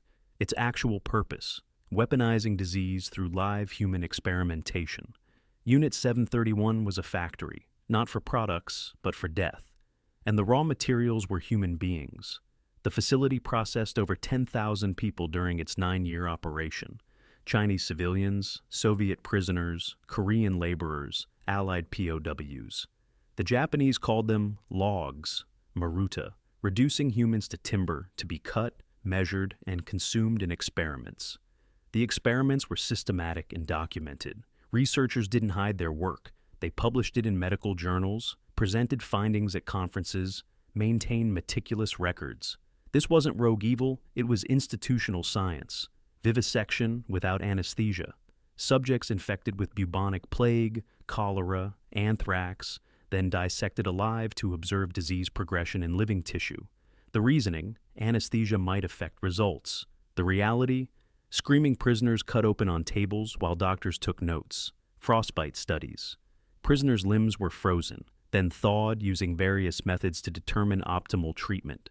Arms and legs were frozen solid, then smashed with hammers to study tissue damage. Survivors, there were few, were left with stumps. Pressure experiments.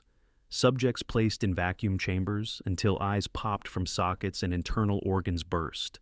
Data collected on how long humans survive at various pressures. Weapon testing. Prisoners tied to stakes at measured distances, from explosive devices to study blast effects. Flamethrowers tested on living humans. Grenades thrown into crowded cells. Biological weapon deployment. Plague-infested fleas dropped on Chinese cities, causing outbreaks that killed thousands. Wells poisoned with cholera and typhoid. The experiments didn't stay in labs. They became field tests on civilian populations. Over 3,000 deaths are documented within Unit 731 facilities. The true number, including those killed by weaponized disease released in field tests, likely exceeds 200,000. When Japan surrendered in 1945, Unit 731 destroyed evidence. They killed remaining prisoners, dynamited buildings, and fled. But the Americans found them and made a deal. General Douglas MacArthur, heading the occupation, granted immunity to Unit 731 personnel in exchange for their data. No war crimes trials, no punishment. Complete immunity. The reasoning. The research was too valuable. The data couldn't be replicated ethically, and America didn't want the Soviet Union to acquire it. Shiro Ishii lived freely until 1959, dying of throat cancer at age 67. Most Unit 731 doctors returned to prominent medical careers: university professors, pharmaceutical company executives, hospital administrators. One became governor of Tokyo. The data they bought with immunity proved largely worthless. Experiments conducted without scientific controls on malnourished and traumatized subjects under conditions that couldn't be replicated produced unreliable results. The vivisection data on disease progression was less useful than animal studies. The frostbite research, conducted on Asian subjects for warfare in Manchuria, didn't translate to treating American soldiers in Korea. America sacrificed justice for data, and the data was garbage. But the doctors went free. Japan officially acknowledged Unit 731's existence only in the 1990s, after decades of denial. Even now, it's barely taught in Japanese schools. The site in Harbin is a museum, but Japanese tourists rarely visit. The government apologizes vaguely for wartime actions without specifics. China maintains memorials. South Korea demands acknowledgement. But most Unit 731 perpetrators died comfortably, surrounded by family, respected in their communities, never punished. The pattern: medical sacrifice dressed as research. The Tuskegee study would echo it. Nazi doctors at Nuremberg faced justice. Japanese doctors at Unit 731 received immunity. Why? American political calculations valued data over accountability. Future military advantage over past victims. 3,000 documented deaths minimum. Vivisection, freezing, disease, pressure, fire, reduced to logs in official paperwork. and then reduced to classified data in American archives, sealed for decades. The sacrifice of justice rationalized as necessary for national security. The victims have no memorials in Japan. Their families received no compensation. Their bodies were incinerated or buried in mass graves. They were logs, and logs leave no names. Macon County, Alabama, 1932. The U.S. Public Health Service begins a study. Tuskegee study of untreated syphilis in the Negro male. 600 black men enrolled, 399 with latent syphilis, 201 without as controls. They were told they were receiving free health care for bad blood. They weren't. They were being observed as they died. The official story claimed the study aimed to observe syphilis's natural progression, data that supposedly didn't exist, except it did. Similar studies in Oslo had documented untreated syphilis thoroughly. The Tuskegee study was redundant scientifically. Its real purpose was observing syphilis specifically in black bodies, rooted in racist assumptions that disease manifested differently by race. The men received no treatment. When penicillin became standard syphilis treatment in the 1940s, proven effective and widely available, the study continued. The researchers actively prevented treatment, blocking men from receiving penicillin, interfering when they sought care elsewhere, convincing local doctors not to treat them. This wasn't passive observation. It was active denial of life-saving treatment, medical murder by withholding. The study lasted 40 years, 1932 to 1972. 40 years of watching men develop tertiary syphilis, tumors, heart disease, blindness, insanity, paralysis, death. 40 years of documenting suffering that could have been prevented with a few doses of penicillin. At least 128 men died directly from syphilis or complications. 28 wives contracted syphilis from their husbands. 19 children were born with congenital syphilis, suffering debilitating health problems from infections that should never have occurred. The men were poor sharecroppers, mostly illiterate. They trusted the government doctors. They believed they were receiving treatment. They attended regular checkups, where they received placebos, aspirin, iron supplements, anything except actual syphilis treatment. They submitted to painful spinal taps, told these were special free treatments when actually they were research procedures.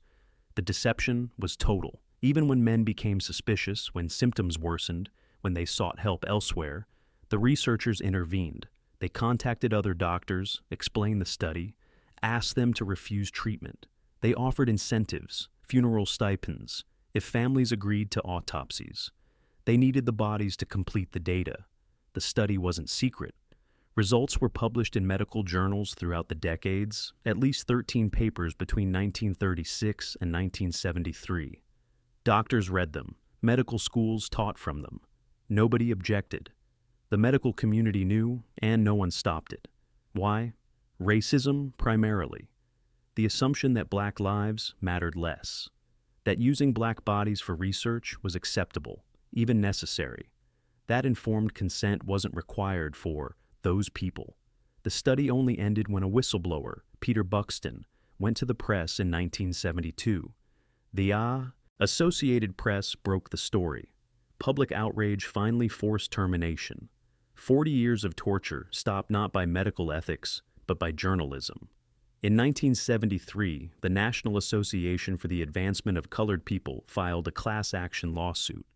It settled for $10 million, approximately $37,000 per participant. Inadequate compensation for 40 years of deliberately inflicted suffering, but it was something. Survivors received lifetime medical care and burial services. Widows and children received smaller settlements. In 1997, President Clinton formally apologized. 5 survivors attended the White House ceremony. Clinton called it shameful and deeply, profoundly, morally wrong. He didn't explain why it took 25 years after exposure for an apology. He didn't address that every president from Hoover through Nixon allowed it to continue. The Tuskegee study decimated Black Americans' trust in medical institutions, trust that hasn't recovered. It's cited as a reason for lower vaccination rates, reluctance to participate in medical research, skepticism toward public health initiatives. The damage extends beyond the 600 men to entire communities who learned they couldn't trust doctors. And it wasn't isolated. The Tuskegee study was the most infamous but not unique. Henrietta Lacks cells taken without consent and commercialized. Black women sterilized without permission under eugenics programs. Puerto Rican women used in early birth control trials without informed consent. Native American women sterilized through Indian Health Services in the 1960s-70s. The pattern: marginalized bodies used for research, experimentation, and medical profit without consent or compensation. The sacrifice of those people rationalized as necessary for medical progress that primarily benefited white populations. The last Tuskegee study survivor died in 2004. Charlie Pollard lived to age 105, decades longer than expected. Body ravaged by untreated syphilis, but spirit unbroken. He spent his final years speaking about what was done to him, educating people, warning them. Trust, once broken, takes generations to rebuild, if it ever does. The pattern persists. Medical racism didn't end in 1972. It adapted, evolved, continues in disparities in pain treatment, maternal mortality, diagnosis accuracy.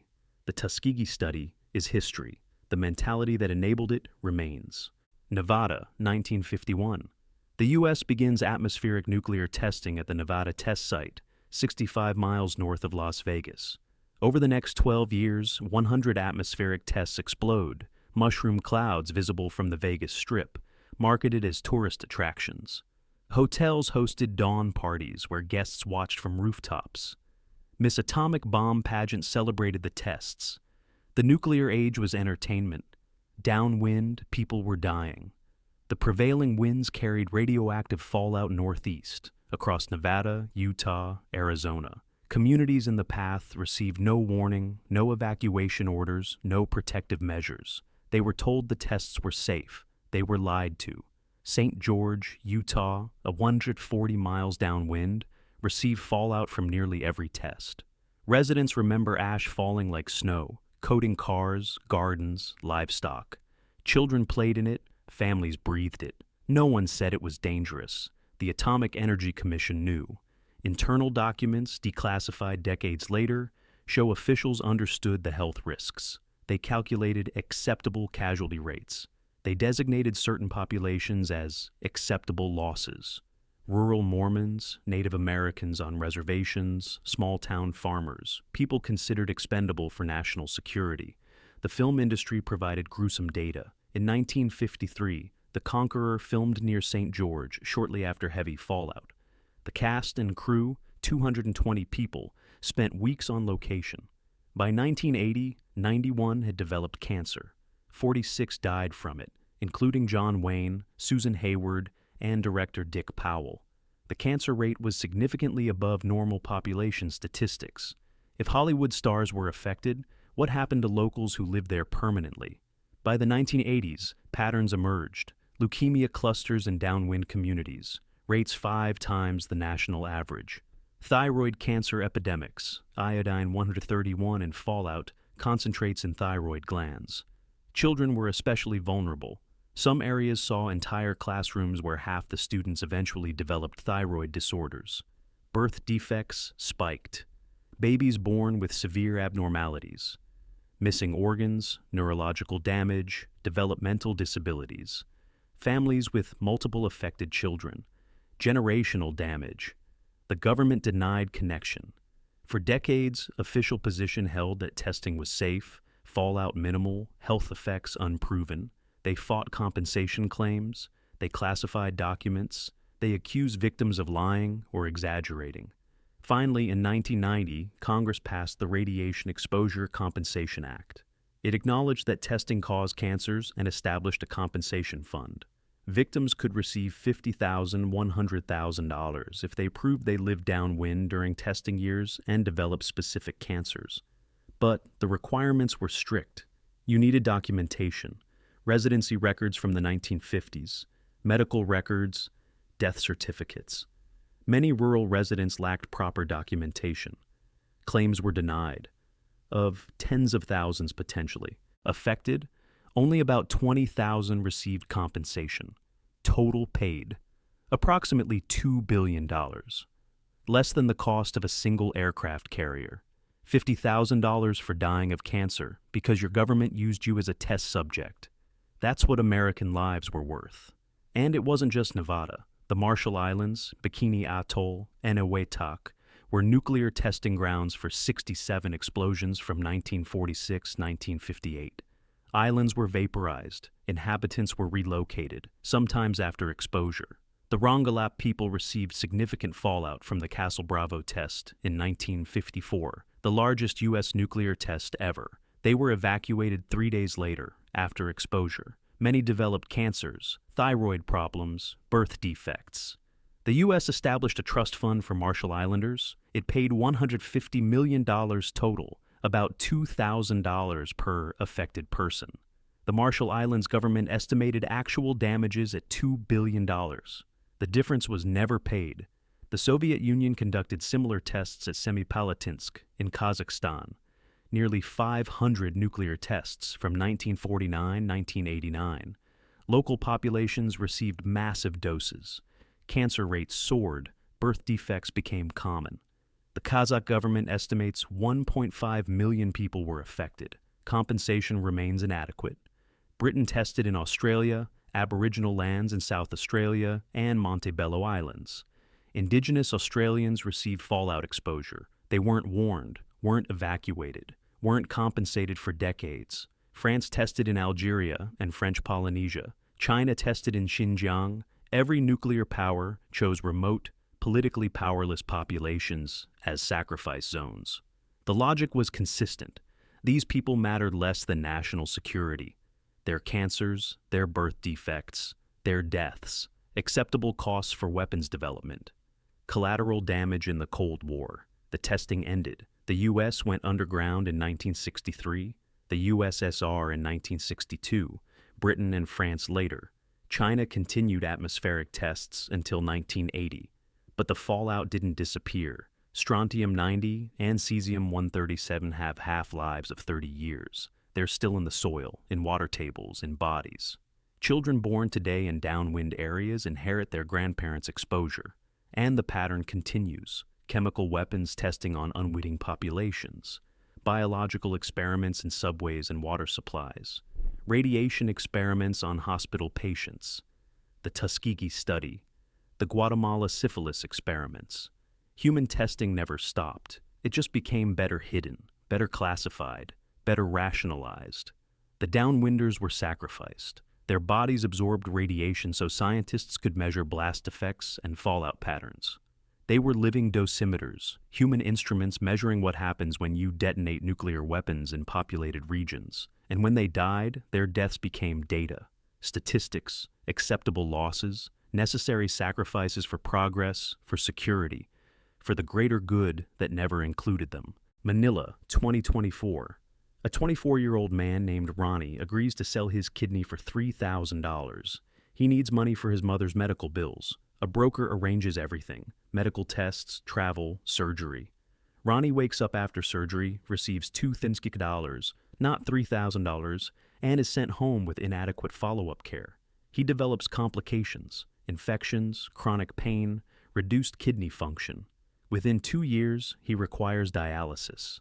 The kidney he sold to save his mother eventually costs him his life. This is organ trafficking, and it's happening right now, everywhere, at industrial scale. The official story says organ donation is carefully regulated, ethically controlled, reserved for dead donors or altruistic living donors giving to family members. Legal, transparent, safe. The reality: a multi-billion-dollar black market where poor people in developing nations sell organs to wealthy patients in developed nations, facilitated by international criminal networks that operate across borders with near impunity. The World Health Organization estimates 10% of global organ transplants involve trafficking, approximately 10,000 kidneys, thousands of liver segments, hundreds of hearts per year. Conservative estimates. The actual number is likely higher. The pattern is ancient, human bodies as commodities, some lives valued more than others. But the technology is modern.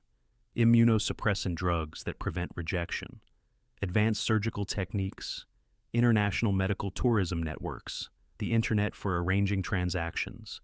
The kidneys come from slums in India, Pakistan, Bangladesh, the Philippines, Egypt. The livers from China, where executed prisoners' organs are harvested. The hearts from Eastern Europe, Africa, Latin America, anywhere poverty makes people desperate enough to sell body parts. Anywhere law enforcement is weak or corrupt enough to allow it. The process is industrialized. Brokers recruit donors, targeting the desperately poor, the unemployed, the uneducated. They promise substantial payments, $5,000, $10,000, life-changing money. They arrange medical testing to verify compatibility. They coordinate travel for both donor and recipient. They arrange surgeries in private hospitals, some legitimate facilities in the countries with loose regulations, others in illegal clinics. The donor receives a fraction of promised payment. They're given minimal post-operative care. Many develop complications, infections, kidney failure for kidney donors, liver problems for liver donors. They're sent home within days, left to deal with consequences alone. The recipient pays $100,000, $150,000 for a kidney, $200,000, $300,000 for a liver. Where does the money go? Brokers, surgeons, hospital administrators, officials who ignore the illegal activities. The donor, whose body provided the organ, receives 2 to 5% of total payment. And sometimes, the donors don't consent. In some cases, people are kidnapped, forcibly operated on, and dumped. In 2008, Indian police uncovered a kidney trafficking ring that had forcibly harvested from over 500 victims. Day laborers lured to clinics with job offers, then drugged and operated on against their will. In China, the situation is more institutionalized. Until recently, and possibly still, executed prisoners' organs were harvested systematically. Falun Gong practitioners and Uyghur prisoners in detention camps report being blood tested and medically examined in ways consistent with organ matching. They disappear. Their families receive ashes, and wealthy patients receive perfectly matched organs with suspiciously short wait times. The WHO and international medical organizations condemn organ trafficking. The Declaration of Istanbul in 2008 established guidelines against transplant tourism and organ trafficking. But enforcement is minimal. Countries with major organ trafficking problems lack resources or political will to combat it. Destination countries, where recipients travel for surgery, rarely prosecute patients. They are considered victims of unethical brokers, not criminals. The pattern extends to other body parts. Corneas harvested from corpses without family consent, bone tissue taken from cadavers and sold to medical device companies, blood purchased from impoverished donors for pennies, processed and sold for substantial profit. Human breast milk bought cheaply from women in developing nations, sold expensively to Western mothers, bodies as commodities, human tissue as products. Some people farming their own flesh to survive, others purchasing bodily upgrades with wealth. This is ancient practice dressed in modern medicine. The wealthy have always used the poor's bodies, slaves, servants, experimental subjects. Now they use their organs too. A kidney from Manila keeps a businessman in Manhattan alive. A liver from Egypt extends a retiree's life in London. Hearts from executed Chinese prisoners pump blood in Japanese and Korean patients. The donors, those who survive, live diminished lives. Reduced kidney function makes them vulnerable to disease. They're marked, literally scarred, as people who sold themselves piece by piece. In many cultures, they face stigma. They're damaged goods, unmarriageable, unemployable in certain fields. And when they develop complications requiring medical care they can't afford, they're trapped. They sold their kidney to escape poverty. Instead, they've sold their health. They're poorer than before, medically fragile, unable to work demanding jobs, facing chronic health problems. The sacrifice is complete. The wealthy receive years of extended life. The poor die younger, sicker, poorer than before. And the brokers, the surgeons, the hospitals, they profit. They're the priests of this modern cult, intermediaries facilitating the sacrifice of the poor to extend the lives of the wealthy. Ronnie died in 2023. Complications from his kidney donation led to renal failure, sepsis, death. He was 26. His mother, for whom he sacrificed his kidney, died 3 months earlier. She never knew he'd sold his kidney for her treatment. He didn't tell her. His body was cremated. His remaining kidney, the one he kept, failed him in the end. Overworked, damaged, unable to sustain life alone, he sacrificed half his renal function for $2,000 and 24 months of suffering. The pattern continues, ancient in origin, modern in execution, eternal in its message. Some lives are worth more than others, and those worth less can be sacrificed piece by piece to sustain those worth more. We've journeyed through 5,000 years of burial practices, sacrifice, and the systematic devaluation of human life in service to power, religion, or ideology. From the pharaohs to Pol Pot, from the Shang oracle bones to medical experimentation, the pattern holds. Humans sacrifice other humans when they believe a greater purpose justifies it. The methods change, the justifications evolve. Bronze Age god-kings demanded retainer sacrifice. Modern states demand acceptable losses in nuclear testing zones. The Egyptian Book of the Dead promised eternal life for those who followed proper burial rites. The Khmer Rouge promised utopia for those who sacrificed their individuality. But the bodies pile up regardless. In royal tombs, in plague pits, in killing fields, in unmarked graves across every continent. The dead vastly outnumber the living. 108 billion humans have ever lived, and most died in ways we'd consider unjust, premature, or violent. What separates us from our ancestors isn't morality, it's methodology. We've outsourced our sacrifices. We don't personally decapitate servants for royal burials, but our economic systems create acceptable poverty death rates. We don't build skull racks, but we build memorials that sanitize historical violence.